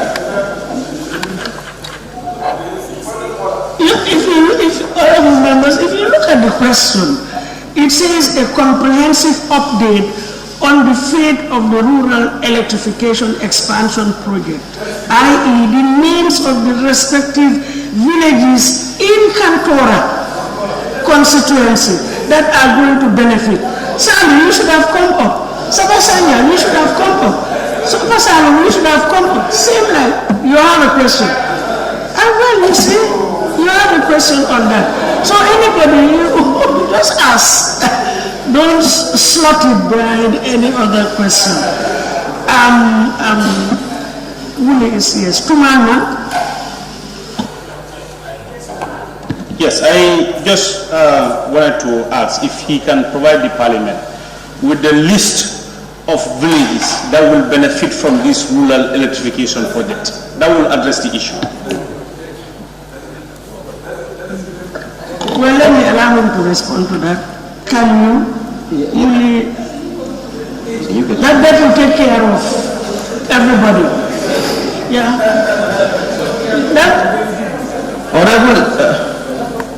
Honorable Speaker, maybe let me share this with this assembly, because if you ask me to list all the names of the villages, but I can share something with you that I think the number of villages that is going to cover. This already, we have already a master list compiled 2020 for all the projects that we have already secured funding, and now we are now in the final stages of signing contracts. Okay, we have basically 3 projects. These are access projects. Transmitter. One is called the Gambia Electricity Restoration and Modernization Project (JAM), co-funded by the World Bank and European Union. Okay, this actually has about 273 villages countrywide. Okay, and we also have the ECOWAS Regional Access Project (ECORIP). This is financed by World Bank. This is about $66 million, and this covers 298 villages. And we also have GIP, that's the Gambia Electricity Access Project. It's African Development Bank. This will cover about 114 villages. So we have a total of 685 villages for access. So this is why we are picking these villages from this master list. But the way the survey is done is that it's done by regions, like for example, if you say Jangwali, is Nyamina West, Sierra. So we have a lot of Sierra villages listed. But to pick that up for every district will be difficult for me. I don't know if you ask me, even some areas in Kiang mentioned, I may not even know them. In that case, I think it's a reasonable request to provide a comprehensive list, yes, so that everybody can have one. I see Yamina is even nodding his head. Yeah, you like that one? Yes, but when it doesn't suit yes, no. No, Tumana, please, let's allow others. You already had your 2 supplementary questions. But no, sorry. Tumana had already asked his 2 supplementary. No. Sorry, Kantora. Yes, sorry, Kantora, not Tumana. An observation. No observation. You had your cake and all the extra bites. Honorable Member for Serekunda. And then Woodley West. And also with the Health Ministry to provide solar power energy to all the schools, and that's 1,001 schools and health centers all over the country. But that is if we with grid, we provide that will even reduce their energy consumption. Definitely it is. That's our target in our criteria and selecting villages.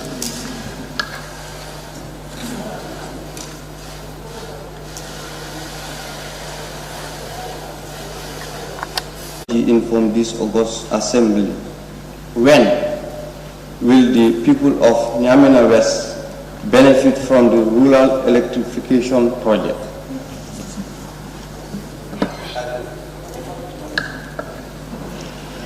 Madam Speaker, NAWEC and the ECOWAS Commission are in the process of finalizing the contract with the most responsive bidder for ECOWAS Regional Electricity Access Project, which covers part of Nyamina West constituency.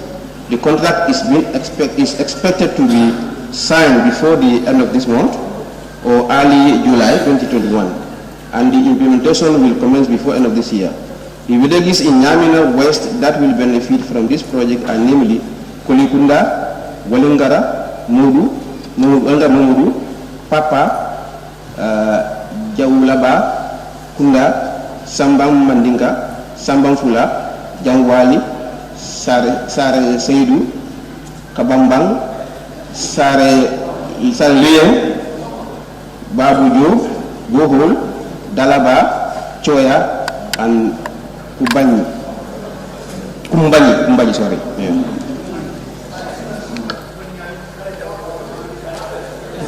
Nyamina West, you have additional, any supplementary questions?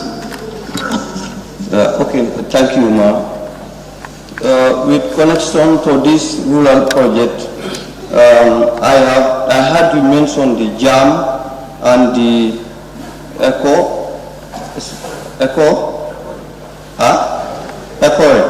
So I want you to establish the relationship between this rural electrification project and the JAM, and also tell us where the JAM and the ECOREP project concentrated, or are they supporting each other in terms of supplying electricity to the rural community? Thank you. Honorable Speaker, see, when you talk about rural electrification, that is rural in general. But this is a project that we have already designed and already have funding for them.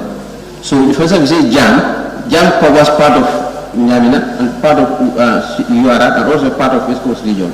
So the same with the economic. So, but we have, that's why I have a comprehensive list here of the projects and where they cover. So, when you say rural electrification, when you come to your area, we look at project covered area. So we pick that project up. That's why we, in the first one, we said jam. This other one also we said economic. Because this is what the economic is going to cover that particular area. So I hope that's the extension. But rural electrification is a discussion for all the rural areas in the country. But you have these specific projects. Economic, jam, and also I mentioned the third one, which is the Gambia Electricity Access Project. That's the African Development Bank project.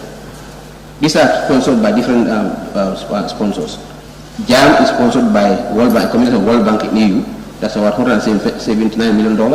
And we have the ECORIP, that's the ECOWAS Regional Access. That's linked to the OMVG service stations, 100 kilometers around Soma and 100 kilometers around Brikama.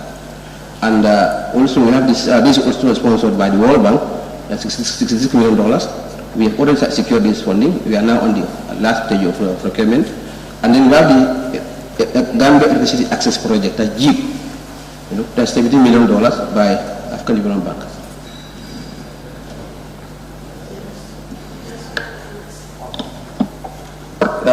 Thank you. Now is a request, since everyone is interested on the copy, please make these documents, if it is public, available to us, the names. It will help. Thank you for all of us. Yes, it is. This is what it's not public, but definitely whatever the names will require, we will provide to them. And this is what has been done for 2020, and this is what we are working on. But of course, we are looking for more funding to. Our overall objective is for universal access by 2025. That's why we're talking about the different sources of electricity. It can be off-grid, on-grid. So this all we are talking about is on-grid. We are working on the off-grid too.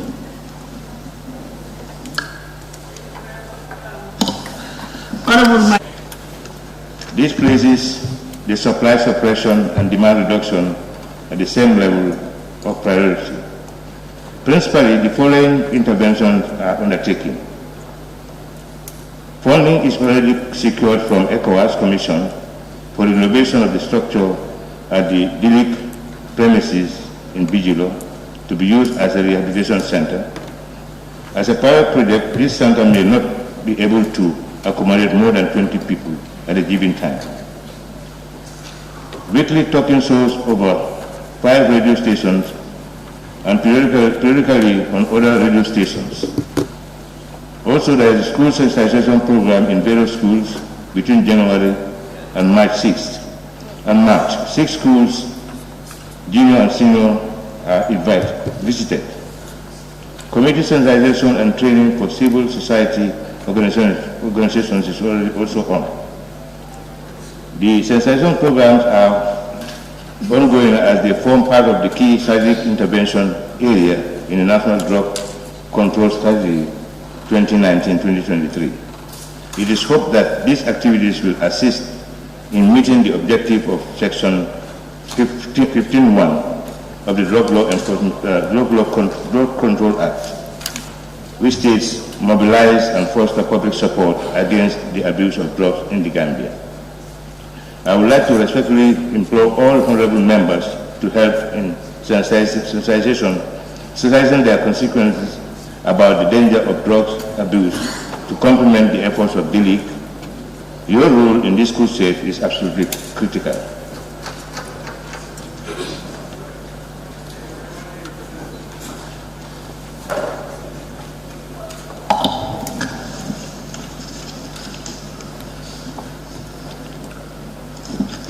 Yes, Honorable Member for Bakau, you have any supplementary questions? Yes, Madam.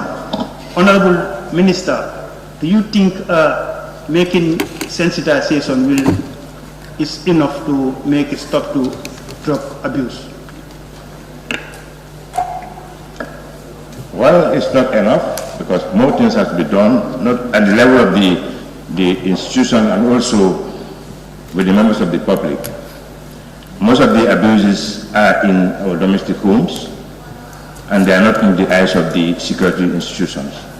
So it is the responsibility of every one of us to take that responsibility to make sure that we police our immediate environment and report whatever suspicious drug activities that is going on in our respective localities. Thank you.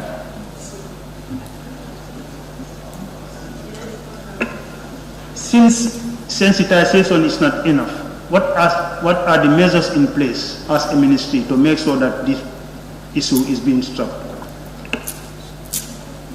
Well, I've made mention of several measures, and since you, if sensitization is not enough, this is the complementary effort to our daily routine patrols, fight against drugs. So we feel that it is important also to sensitize the members of the public on the dangers, and also how best they can cooperate with the security institutions to at least to stop this menace.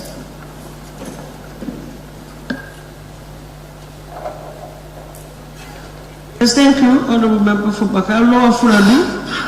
Honorable Member for Lower Fuladu. Yes, thank you very much. Madam Speaker, so far does the sensitization carried out has any impact?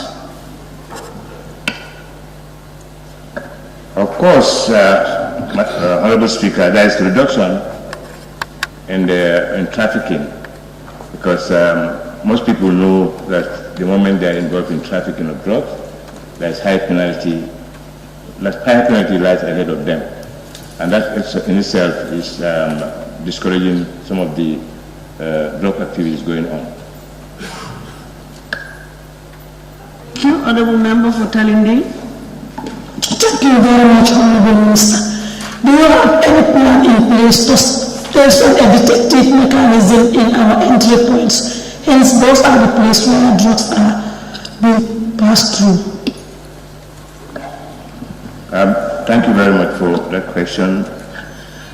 Currently, security services have conducted overall assessment of security situation in the Gambia, and one of the areas that areas is on drug control. And then we have a plan that the moment certain equipments are fixed at certain locations, more especially around the borders, equipments like drug detective equipments, then that would definitely help in the fight against drugs. Honorable members, it may help if probably you try to raise your tax a little earlier. Otherwise, I would have taken down my earlier list only, and then I cannot delete the ones that have caught my eyes first. So next time, let's all just put our tags, so then we will, I try to look, and I have only 2 eyes. So, I'm Honorable Member for Brikama South, like everybody else. Thank you very much, Honorable Speaker. Honorable Speaker, I want to believe the issue of trafficking is responsible for this problem. And if you look at it, most of the traffickers are seriously armed. And in a situation whereby there is an attempt on the life of the drug enforcement officers who are not armed, it's going to be difficult. They run for their life. Are you prepared as a ministry to provide the drug enforcement officers to be seriously armed in order to match the traffickers? Well, as a personal opinion, I would want them to be armed, but there are a lot of also disadvantages on arming security officers, because they are also human beings. And then the moment you arm security officers, well armed are the criminals also. This is the danger. Because at the moment we are fighting with the minimal tools that we have, and they are not overcoming us at this point. But the moment we raise our security, started arming our officers, then it's likely that criminals also will be equally armed. So they measure their activities as to the strength of activities or the power of the security. But at the personal level, I would definitely want them to be armed. But that will not pay the population at the moment. Thank you.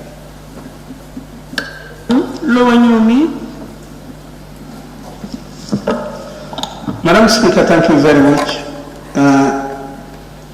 Could the Minister confirm that involving the police, involving the people for whom all these laws are intending to serve would be more of help than having the police only carry out this? Whether you would get a number that in case someone detects someone with drug, to inform you in the quickest and the earliest time possible, where you could apprehend and, if possible, take measures to address that issue. I'm not sure whether I get your question right, but my perception of your question is... Question would be whether that is even a supplementary one. Yes? What is the ambiguity in the answer there? What further clarification do you want? The involvement of the people for whom all this is intended to serve is very critical, is very influential, and is very important. How would you be able to do that? Like giving out numbers, sensitizing, reaching out, and so forth. Okay, thank you very much. There's already a call center established and at a particular location, and this is the moment you call that number, the officers there will disseminate that information to the nearest officer around you, and the number is 1213 1213. That's what we have for and is given to most radio stations, and also is discussed on radio stations. If I listener, you would have heard about that number by now. Thank you very much, Honorable Member for Serakunda. Thank you very much, Honorable Speaker. The Honorable Minister would agree that to combat the drug menace will require multidisciplinary, multifaceted, multi-purpose approaches, and one of the purposes is sensitization. Would he agree that there is need for collaboration between his ministry and the Ministry of Education so that the sensitization will feature in the curriculum in terms of bringing up children to truly understand the nature and characteristics of the menace itself? I agree to that, because this is the reason why school sensitization is part of the programs. And we'll see how best we can take up with the Ministry of Education to put it in the curriculum. But at the moment, we are only going there to meet them and sensitize them on drug use and abuse. But what we are saying is right. We can still engage them further in ensuring that it is part of the curriculum for everybody to understand. Thank you. Thank you very much. Question number 35 of 2021 by the Honorable Member for Sami constituency. Thank you very much, Honorable Speaker, for giving me the floor. Honorable Speaker, can the Honorable Minister for Interior inform this August Assembly whether there are plans to construct a fire station in Sami constituency?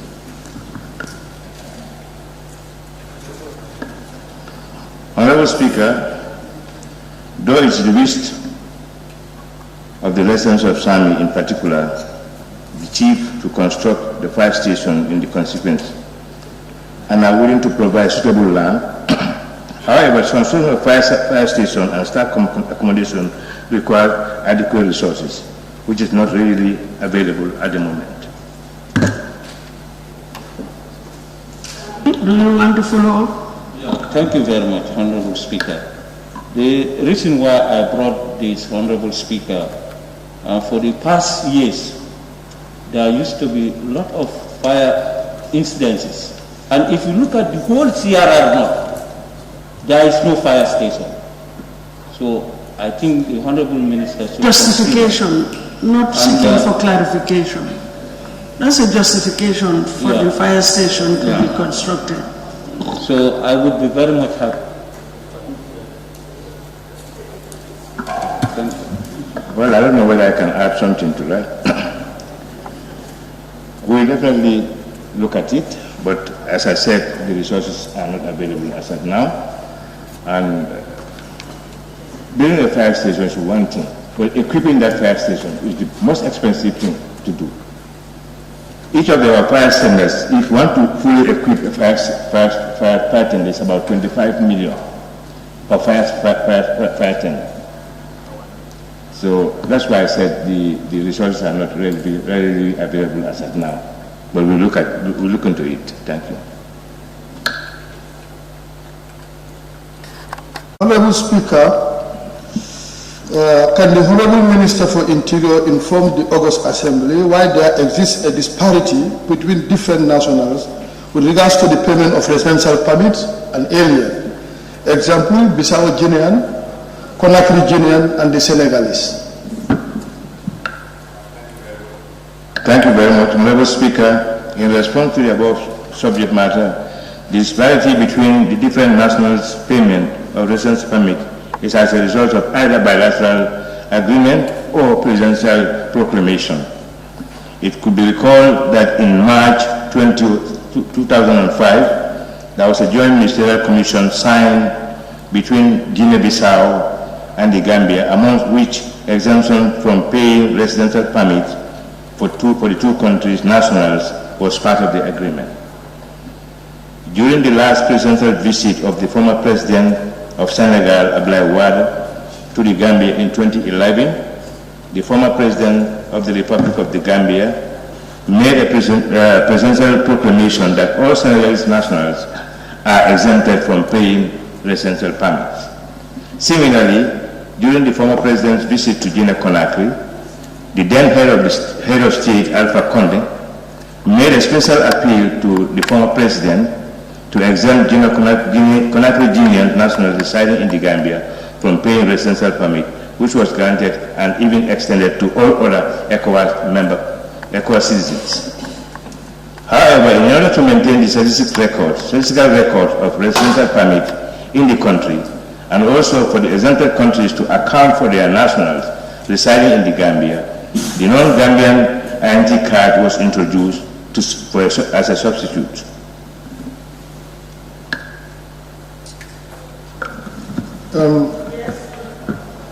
Yes, thank you very much. Can the Honorable Minister explain whether the presidential proclamation could be subjected to renewal or could be subjected to review as far as these issues are concerned? And are you also aware that you have some Guineans that are still paying these things? I will start from your last question, whether I'm aware. I'm not aware. On the first part of your question, as far as the proclamations are not lifted, we still maintain them. Thank you.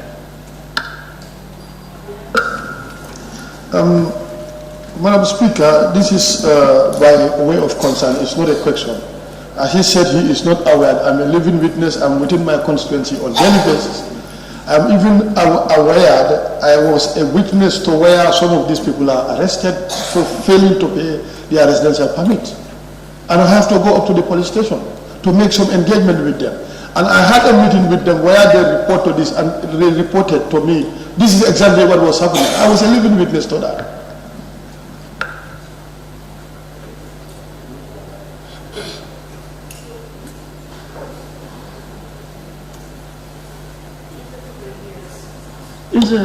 This is a matter of fact, according to you.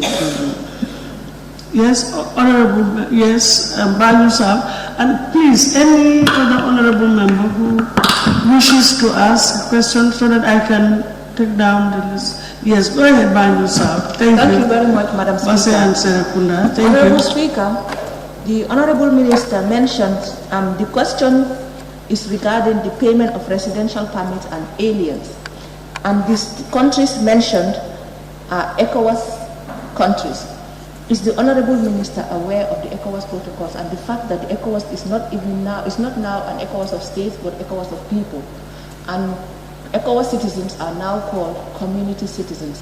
What effect does that have in these people having to pay residential permits or alien? Are they alien or are they community citizens? Thank you.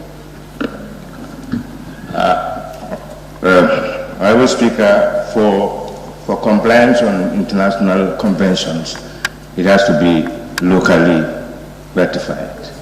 All these cabinet, also the members of this August gathering, to make efforts to make sure that we adhere to the ECOWAS convention by demonstrating some of the conventions that are already in the ECOWAS domain. Thank you. Basse, Honorable Member for Basse. First of all, I want to be clarified about the convention that the Minister is referring us to in responding to the answer of the member for Banjul South. The protocol that the member is talking about is the protocol of free movement of goods, people and services within the ECOWAS region. The right to enter, the right to establish, and the right to reside. So do you want to inform us, does the Minister want to inform us whether this particular parliament does not ratify that convention?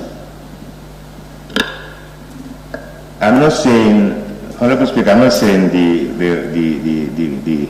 parliament did not ratify those conventions. But what I'm saying, every convention has some procedural methods, restrictions or whatever that you have to put some guidelines. You can say free movement. But if you don't have the substance to maintain yourself in another country, then your movement will be restricted, because it's obvious that when you enter, you are likely to be a destitute. So these are the procedural conditions. So that's what I'm saying.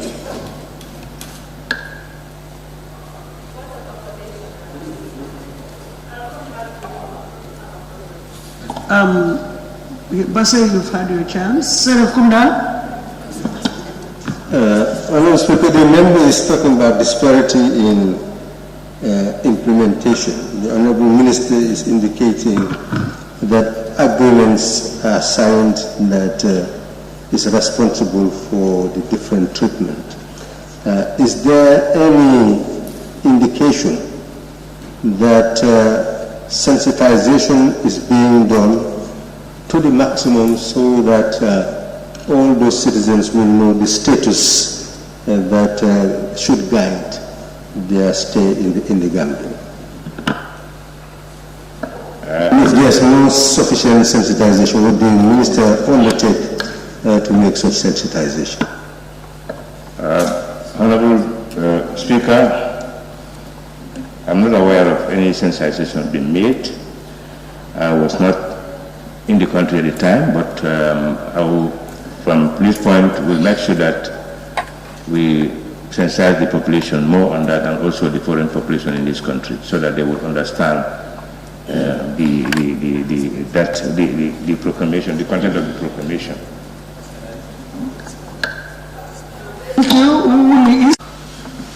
In this case, no arrest is made, but the police are still investigating into the matter.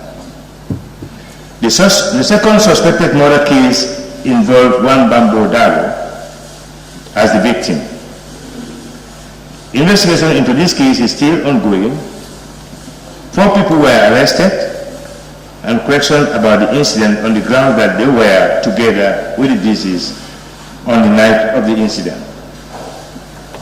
This is on the presumption that they are likely to know what happened to the deceased on that night.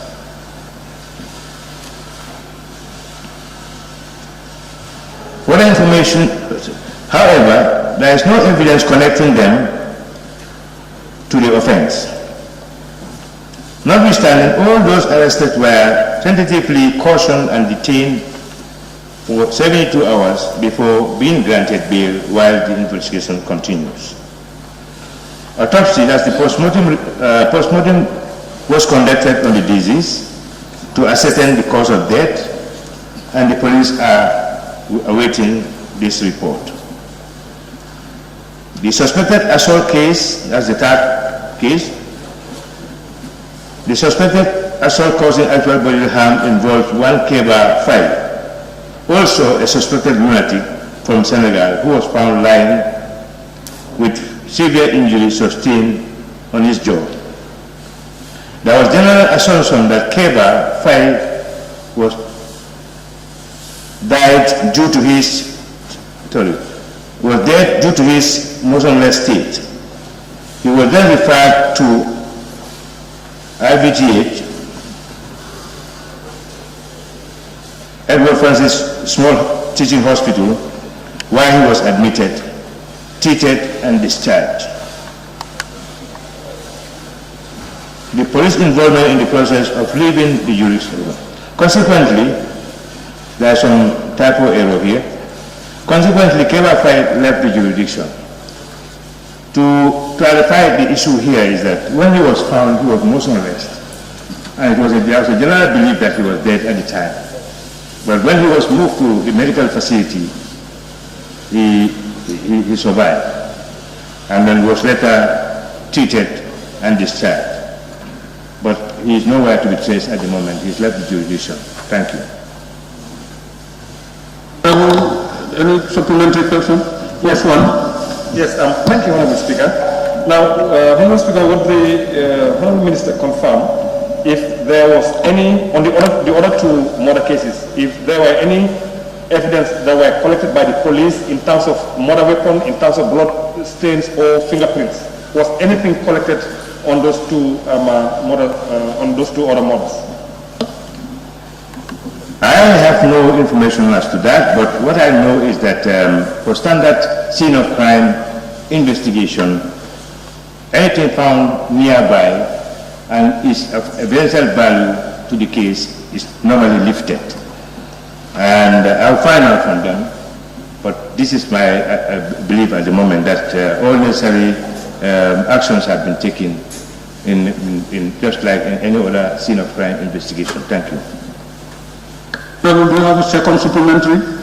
Honorable William West.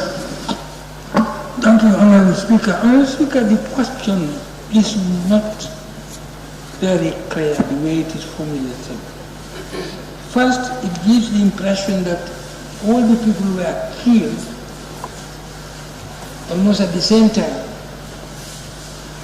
But then, it's also indicating that the last person was killed at a different time.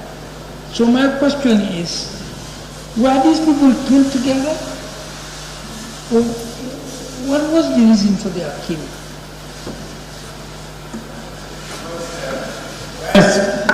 What I'm certain of is that they are not together, and both are, although both are, well, the first person is a lunatic, and he has no connection, social connection with the second disease.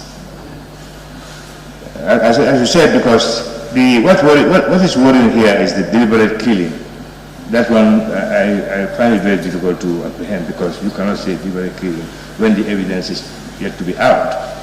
So some of the murder cases may turn to be a manslaughter cases where there is no intention to kill and you ended up killing.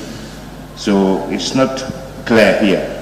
But all that I know is that the two victims are not together, and they have no social link. The first one, the second one is a person of sound mind. The first one is not of a sound mind. Thank you. Any other contribution? Honorable Janjan. Mr. Honorable Speaker, the Minister is telling us for all the three murder cases, no arrests have been made effectively. Earlier, 4 suspects were arrested. And I think if you look, if you get me right, you would have known that. But they were detained, and up to 72 hours, there is no evidence connecting them, and they were released on bail. So they are suspects, but then we have up to this point, we have no evidence to associate them to the killing. The only presumption that we have is that they were seen with the victim that very night. Honorable Jara West. Yes, thank you, Honorable Speaker. My doubt here is, Honorable Minister, the case of Dembo Dabo happens on the 23rd February in 2021. And in the answer that you provide, if I heard you well, you're still waiting for the postmortem result from the medical unit. How is that possible from January to now? You cannot get the result of the postmortem. Thank you, Honorable Speaker. We have to read this particular response in the light of the first session. So that's the situation. I'm sure results might be out by now. But at the time of writing this one, it was not out at the time, and this was some months ago. Thank you. Honorable Brikamanot. Okay. For Basse. Thank you, Honorable Speaker. Hence, we are dealing with 3 killings. And the question is about whether anyone is apprehended in relation to these killings, these 3 killings. From the answer of the Minister,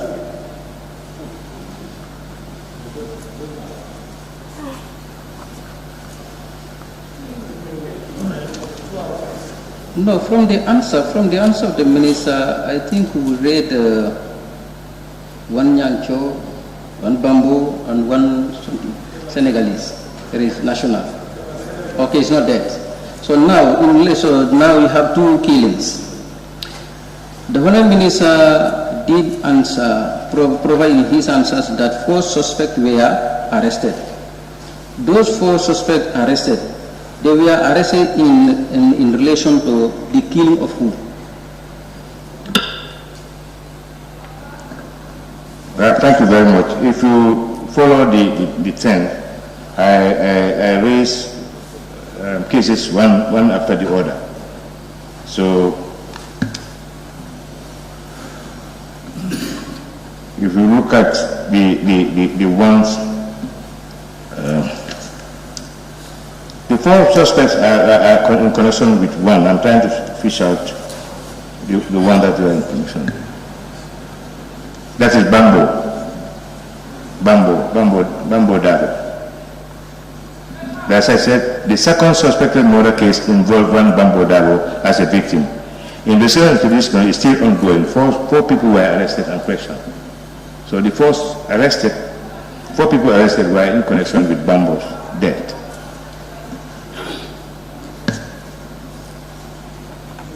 Consulted our list, we move to question number 43 by the Honorable Member for Kumana.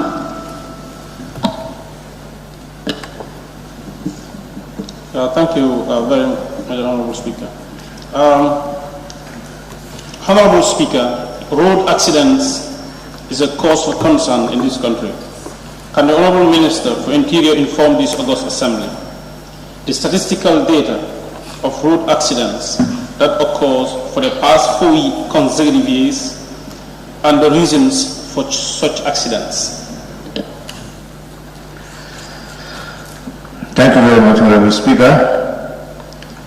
The accident data for the past 4 years is as follows. In 2018, 775 accidents. In 2019, 515. In 2020, 787. In the first quarter of this year, 142. Generally, road accidents are attributed to several factors, including condition of road, vehicle, and attitude of drivers. That is the negligence, recklessness, dangerous driving attitude, driving under the influence of alcohol, neglecting traffic signboards, overspeeding, and use of mobile phones while driving. Needed for further dissertation. Honorable Speaker, may I inform the honorable members that my ministry, through the Office of the Inspector General of Police, is working hard to reduce road accidents. The following measures are currently being employed. The placement of traffic cones to serve as indicators for speed limits in sharp and bend junctions. Ongoing public sensitization on road safety for drivers, pedestrians, and other road users on Poliso, FM, GRTS, and other private radio stations. Ongoing installation of CCTV cameras on public places to record traffic offenses and bring them to book. Increasing the number of police present to ensure road users are safe, thus reduce road traffic accidents. My ministry, in collaboration with the Ministry of Transport, Works and Infrastructure, has established a national committee on road safety house at the Ministry of Transport, Works and Infrastructure, with the aim of coordinating the road safety initiative as mentioned above. In addition, my ministry continues to engage the National Road Authority on the construction of sleeping police, erection of road signs, and marking of roads.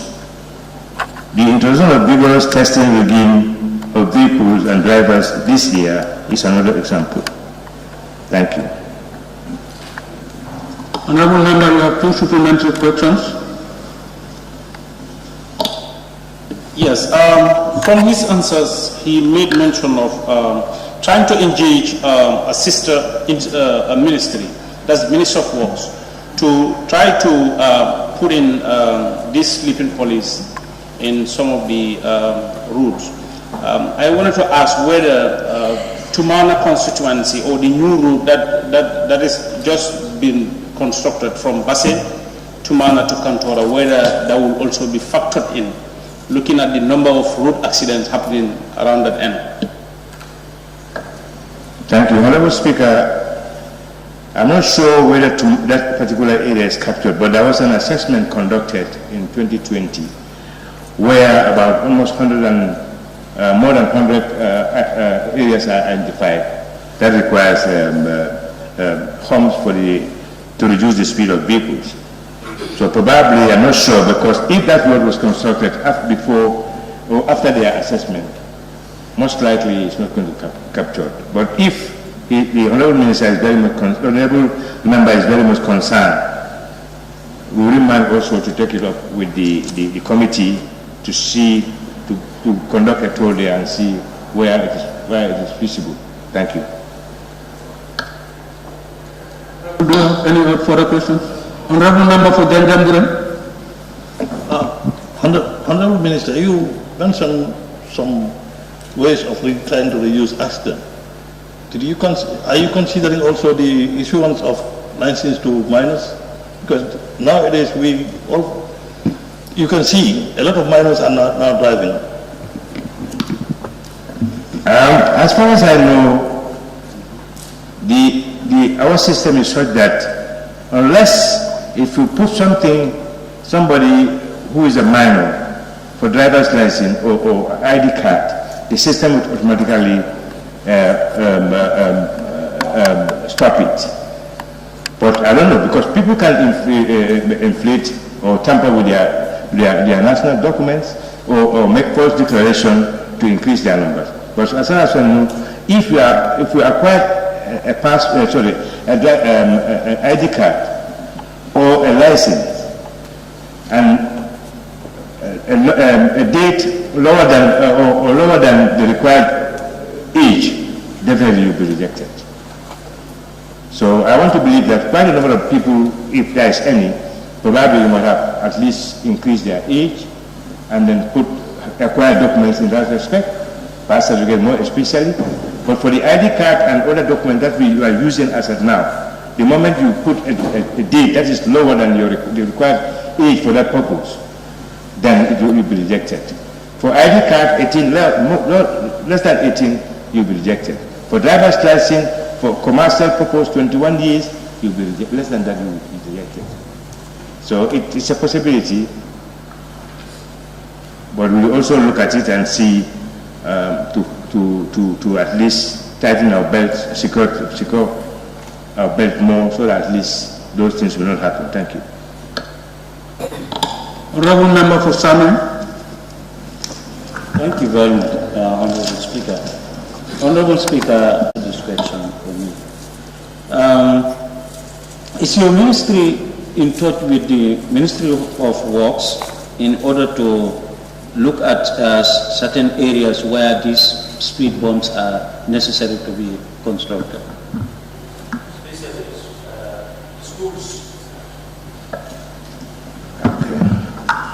Well, I think I've answered that question already, but then I was notwithstanding, I was still. An assessment has been conducted, and I said over 100 spots were identified. Okay, we are engaging them to at least build. And I've even offered manpower from our maintenance team free, so that at least we will do it. And I can also seek assistance from the Army Engineering Unit also to help. So the sooner that is done, but the spots are already identified, and there are several. Thank you.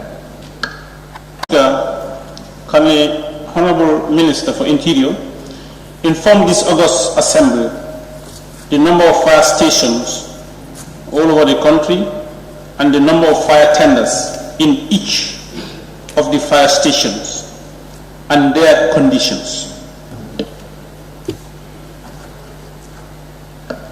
Thank you very much. Honorable Speaker, the number of fire stations in the country are 11, namely Banjul, Bakau, Serekunda, Kotu, Brikama, Kanilai, Soma, Farafenye, Bansang, Basse, and Bara.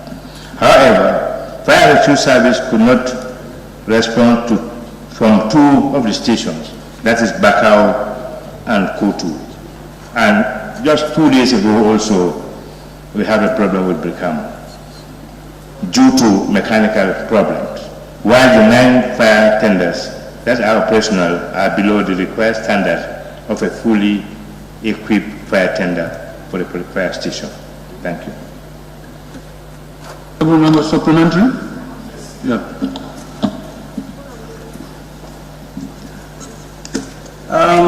Honorable Speaker, the Honorable Minister will agree with me that the issue of Bakau is not 1 year issue or 2, and it's not 3 years issue.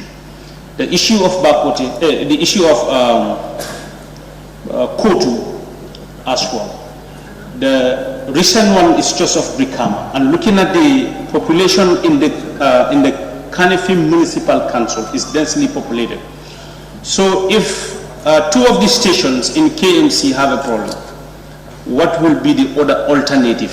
Since way back, Banjul also had a problem. The State House one has an accident, and looking at the situation on the ground, what will be the other alternative? Well, what used to happen is that when there is fire in one location and they are constrained, the other locations respond to the fire. We had a series of fire incidents where fire tenders from a far distance will come to rescue that location. That's the procedure. But as I said earlier, maintaining a fully equipped fire station is definitely required a lot of resources.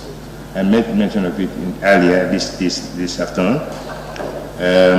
If we are to get fully equip all the fire stations, at least every fire station will require nothing less than 100 million for the 11 million. So this is the issue. And then this has been all government issue from colonial time. to form fire service has been the issue. We are all desperate. Even the government of the day is seriously desperate. About 2 weeks ago, His Excellency invited the Chief Fire Officer and then to brief us on the situation. And everybody was surprised that for almost 20-something to 30 years, there is no new fire tender, purchased by the government. So the President promised that he will definitely going to do something about it. A budget is already on the way, and I'm sure it's coming to you here. Again, I said we need your blessing of that supplementary bill. Thank you. Honorable member from Tumana. Thank you again, Honorable Speaker. Yeah, this is a cause of concern because fire incident is something that is inevitable, and we've been seeing it taking lives of Gambians. So I just want to be specific to know the supplementary appropriation bill that you want to come up with. Do you factor in this particular issue? Because an individual who works for the entire, his or her entire life will put up a house, his entire life saving will be in that house. At the end of the day, you lose it just within the blink of an eye. 10 minutes is gone. So it's an issue that we need to. Honorable members, I want to bring to your attention that you have to stop laying the foundation. You have only 1 minute for your questions. Please. Honorable Speaker, just to clarify, I made mention of assessment being conducted by Chief of Operations, a countrywide assessment, and this could include the Chief of Operations from the Fire and Rescue Service. And then every service has captured their needs, and this is what we are going to put in the supplementary bill. So it will definitely include the fire service. But as a temporary measures, what we are doing now is that we are in contact with our partners, and then I think about 7 fire tenders are on the way. We've already approved their shipment form, because that's the only requirement from us, and then they are going to be shipped to the Gambia from UK. Thank you. Honorable member from Woodley East. Thank you very much, Honorable Speaker. Honorable Minister, you mentioned I think you said 11 fire stations. And you named them, but you did not name Bajakunda fire station. Is it that Bajakunda is not ready, or you are not ready to commence the operation at Bajakunda? It is not operational, so it's not a fire station. It's just a mere structure at the moment. Unless it is operational, it becomes a fire station. Thank you. Honorable member for Jara West. Thank you, Honorable Speaker. 3 of the mentioned 11 stations are not functioning. Some of them a year or 2 years ago, and the other one also at State House as a problem. Have you not budgeted this during the last budget session to at least have one fire tender?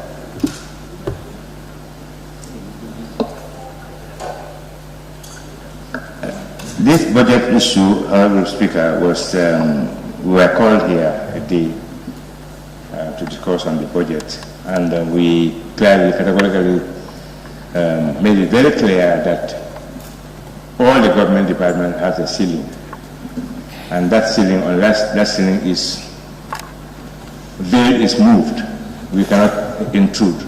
So we find ourselves in a corner because of the ceiling. So we've made mention of this several times, and nothing is done. But I think what is happening this year is very, very amazing and very important to us, because we have seen the Honorable House being very, very instrumental in the fight against crimes and also fire incidents. So hopefully, all these things will be things of past very soon, with the cooperation of everybody. Thank you. Honorable Member from the North. Honorable Speaker, the Honorable Minister did indicate that just 2 days ago, the Brikama fire station developed some mechanical problems. What emergency measures or alternative services have we put in place for Brikama area? Thank you very much. Honorable Speaker, we cannot replace that vehicle as at now, but we can shift the operational capability from Banjul or Chestertown to cover Brikama temporarily until that vehicle is back on the road. Thank you. Honorable Member for Basse. Speaker, thank you. We all agree that fire station without hydrants, they cannot serve the purpose. The Hon.Minister may recall in the entire URR there was only one hydrant located in Kobakunda. I don't know whether the number has increased now.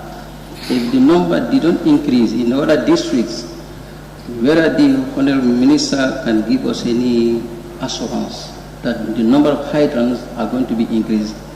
The reason is, if there's fire incident in Kantora, if the vehicle move from Basse to Kantora, with the little water that it has in the tank, if that water finishes, the vehicle has to come back to Basse to Kobakunda to refill the tank and go back. The fire will not be waiting. Thank you. Honorable Speaker, the Ministry of Interior is not responsible for hydrants. We are users of hydrant. We use the facility, but the facility is not installed by, it's installed by NAWEC, and even NAWEC installation, the fire service as the user sometimes has some complications on the fittings, because the compatibility of the fittings sometimes, when it's not compatible with the fire tender, we cannot even fetch from that hydrant. So, but there is a universal fitting that is now made available. But to answer your question right, is that's the responsibility of NAWEC to install or to put in place hydrants at locations. But since it's a concern, and there is a fire station in Basse, and we will engage them to see whether they can extend the installation of hydrant to the location that is preferable. Thank you. Fire station will cost 100 million. Is that a one-off on an annual basis? Why I said so is that the fire tender alone is 25 million, standard, fully equipped. And every fire station should have 2 of that, so for a standard fire station. That is 50 million. The infrastructure and other accessories, that's why I said nothing less than 100 million. Thank you. For Serekunda West. Thank you very much, Honorable Speaker. Honorable Speaker, could the Honorable Minister for Interior furnish this August Assembly with comprehensive records of all the murder/slash manslaughter cases from June 2020 to the end of May 2021, and how many of these cases are in court?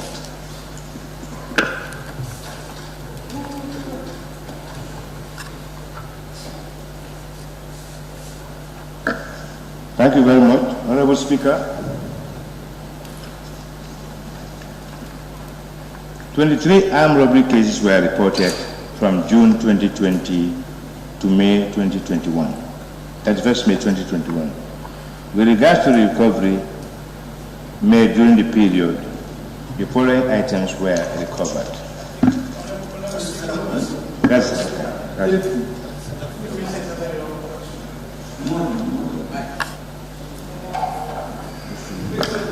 Yes, I think the Honorable Minister is answering a wrong one. That was the last question, the second to last question before the last one. That's what the Honorable Member asked. Question is question 80 of 2021. Question number 80. That's what I have.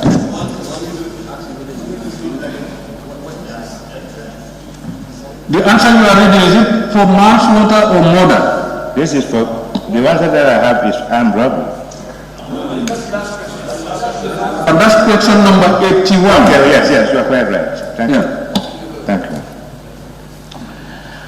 Honorable Speaker, 32 suspected murder cases were reported in stations within the country during the period under review. Out of the 32 murder cases reported, 3 cases were convicted, 15 cases under investigation, 9 out of which without suspect, while the remaining 6 are with suspects. 14 cases pending in court trial. In short, 17 cases are put before the court out of the 32, and 3 convictions, 14 pending. The remaining 15 cases, 9 are without suspects and 6 with suspects undergoing investigation.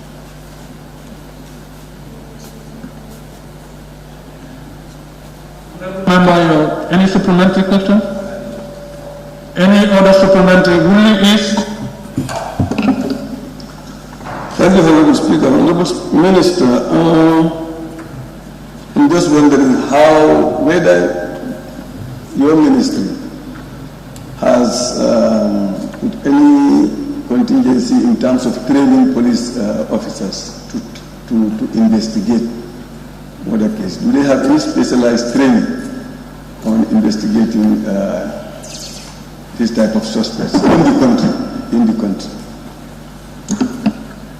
Put in place in order to check and prevent the recurrence of such crimes in the country?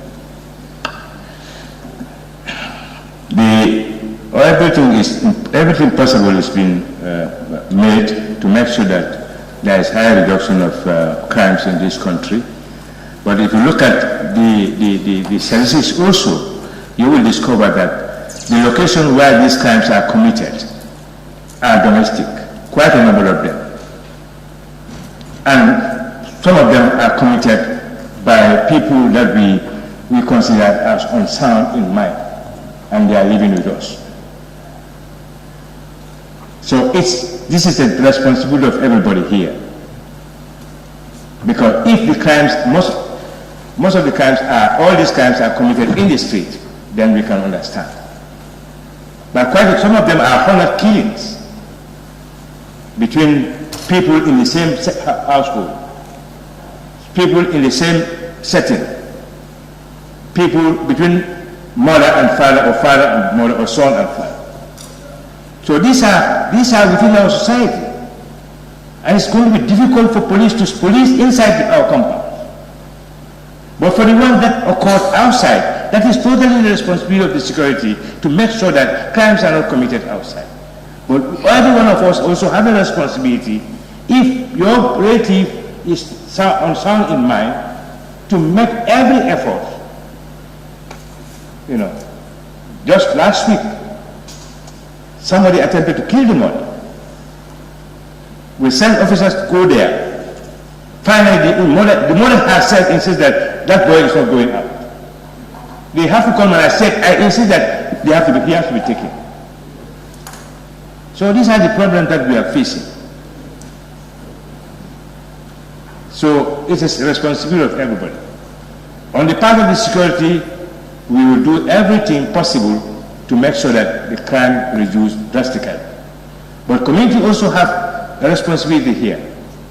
We'll be living with people that we know definitely can act otherwise. Honorable Minister. Thank you. The time is 2 minutes.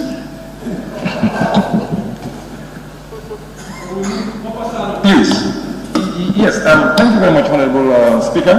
Now, Honorable Speaker, the Minister did mention about the lack of forensic lab to test some of these issues.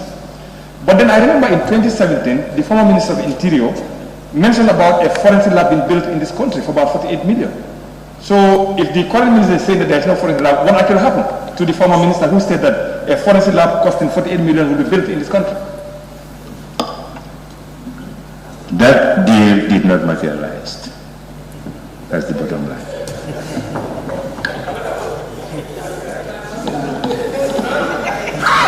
Honorable nominated member Ndeyasin Seka. Thank you very much, Honorable Speaker. Honorable Speaker, I want to ask this question. Honorable Speaker, murdering is something that really disheartening everybody. And I think what you are saying that are not, what the Honorable Minister is saying that is not available, I think is since 19-something, I don't know, 64 or 63. Up to now, what are we doing to make sure that these are available so as to minimize what is happening? Now everybody is afraid to go out. Thank you.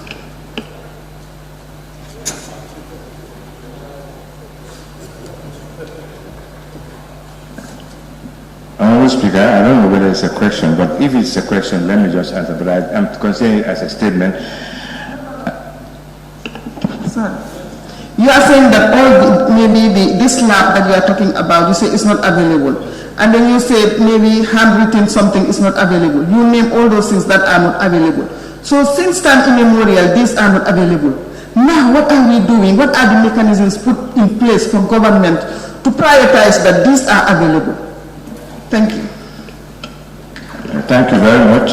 Everything that requires to facilitate the work of the police has been declared and different assessment conducted.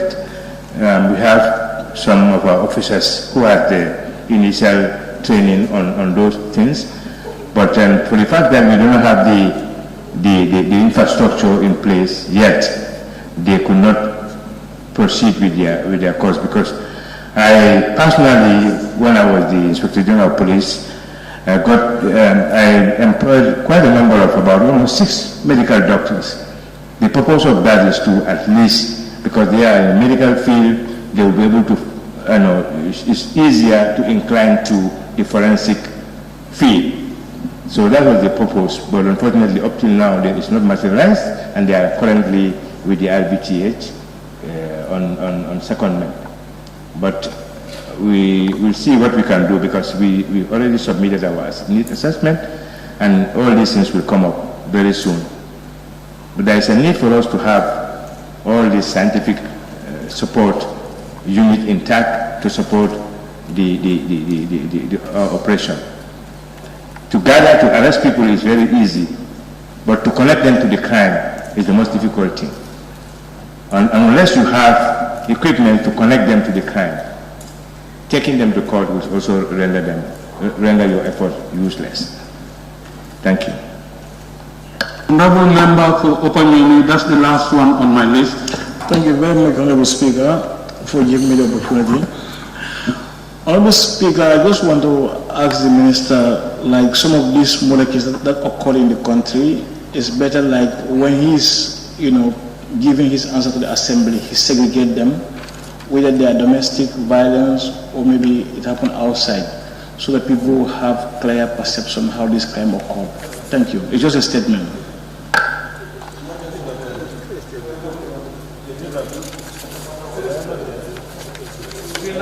Question number 81 by Honorable Member for Serekunda West.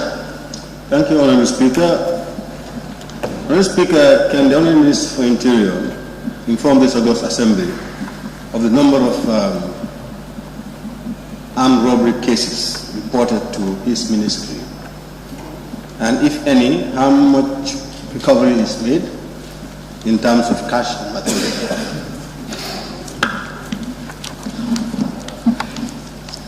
Honorable Speaker, A total of 23 armed robbery cases have been reported from June 2020 to May 31st, 2021.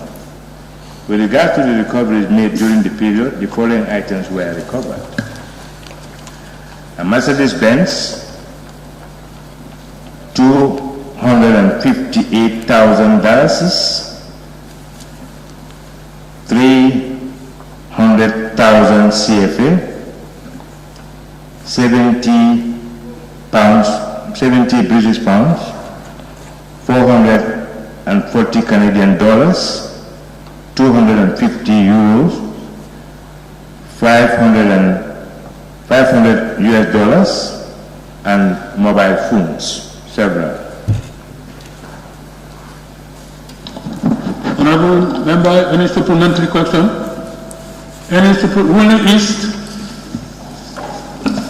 Honorable Speaker, I want the Minister to help us to explain how many of these cases are linked to Gambian citizens and how many of them are linked to non-Gambian citizens. This can be, I don't have it readily available with me here, but can be made available because it's in the statistics unit, and I wouldn't mind giving it to you as quickly as possible. Yes, the sex variation, age variation, the nationality, all is available. Any other supplementary question? Member for Brikama North. Minister informed the August Assembly what has happened to the items or the monies that have recovered.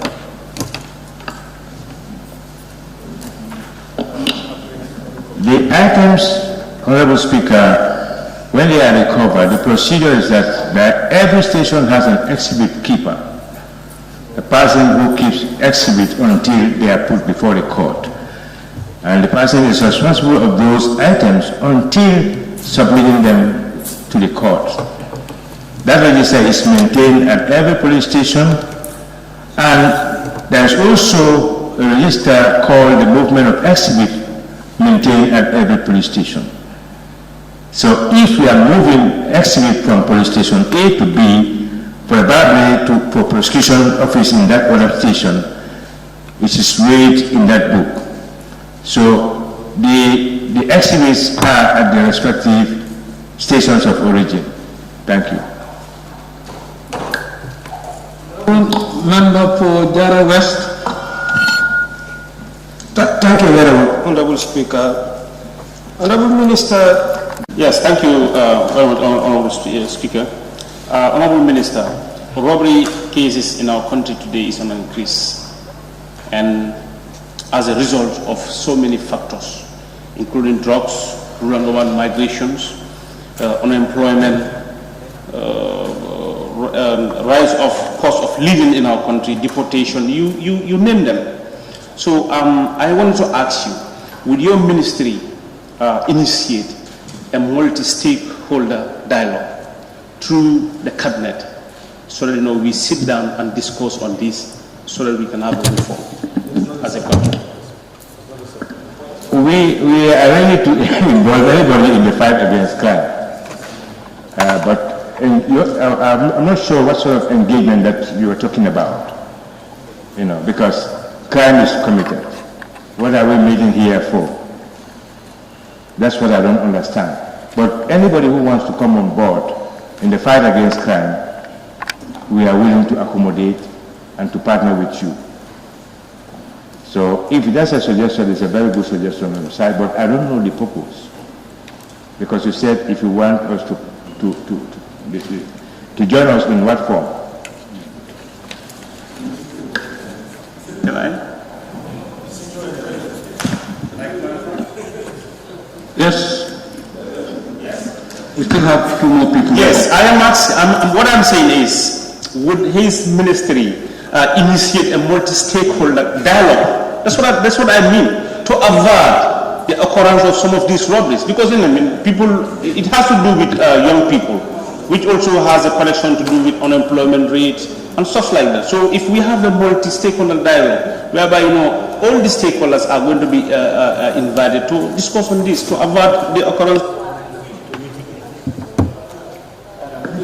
We are ready to do that if that is what is going to definitely help in the fight against crime. We are ready, and we will be very pleased to partner with anybody. Thank you. Nominated member Yasin. Thank you very much, Honorable. Honorable Speaker, I want to ask the Minister that if an armed robber is apprehended, does that mean any investigation? Because you know that he is the one who took your property, and you get it from him, and still the police officers are telling you, leave it here, we are investigating. Can you elaborate more on this? I'm sure honorable member will have seen a lot of recoveries emanating from a particular break-in. We have arrested suspects on a particular place, for example, Bakau, and that leads us to series of breaking in Brikam and beyond by the same person. So if you are only talking about dealing with that, what he has committed, he might have committed a series of those type of offenses in the past, or there are even plans for him to commit more offenses in the future. So this is the reason why in this you have to look at his background, know his antecedents, what he has been doing, all these things, and connect him, and probably taking his fingerprint, because the fingerprint lifted in one incident a year ago can connect a prisoner today. Thank you, Honorable Speaker. With your permission, may I come back? I don't think the Honorable Minister understands what I'm asking. I mean, example, I come to your house and I take your mobile. You know that I am the one who took it, and I need my mobile urgently, and you still want investigation. Why not you give me my mobile, I go on my way, and then you continue your investigation?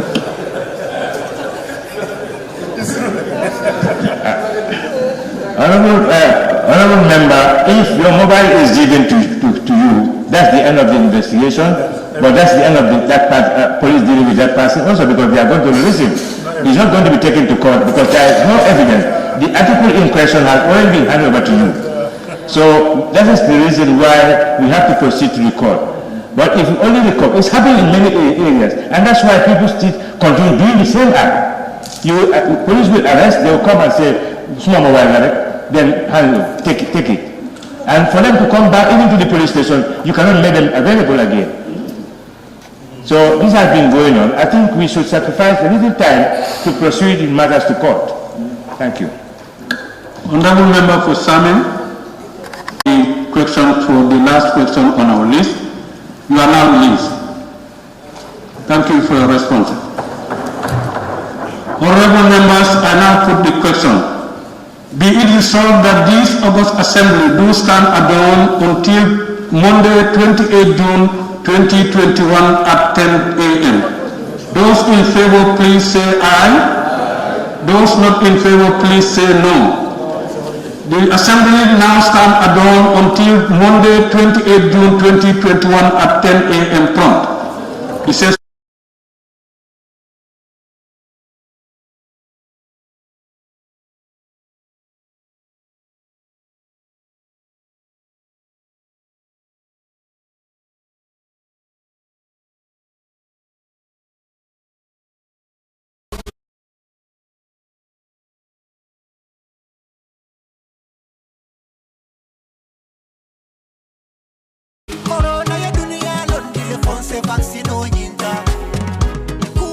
Montata for more million jama wala linyim pengota coronavirus musasa sotoringalti andung amala nyimu keleti wala nyimu musuleti amai sibo nyoto mo wili jama fata findu banko kan wala linyi sasa soto andung ay fale coronavirus man jaral soto bari fanan akibar dima mumunti ay pengu soto le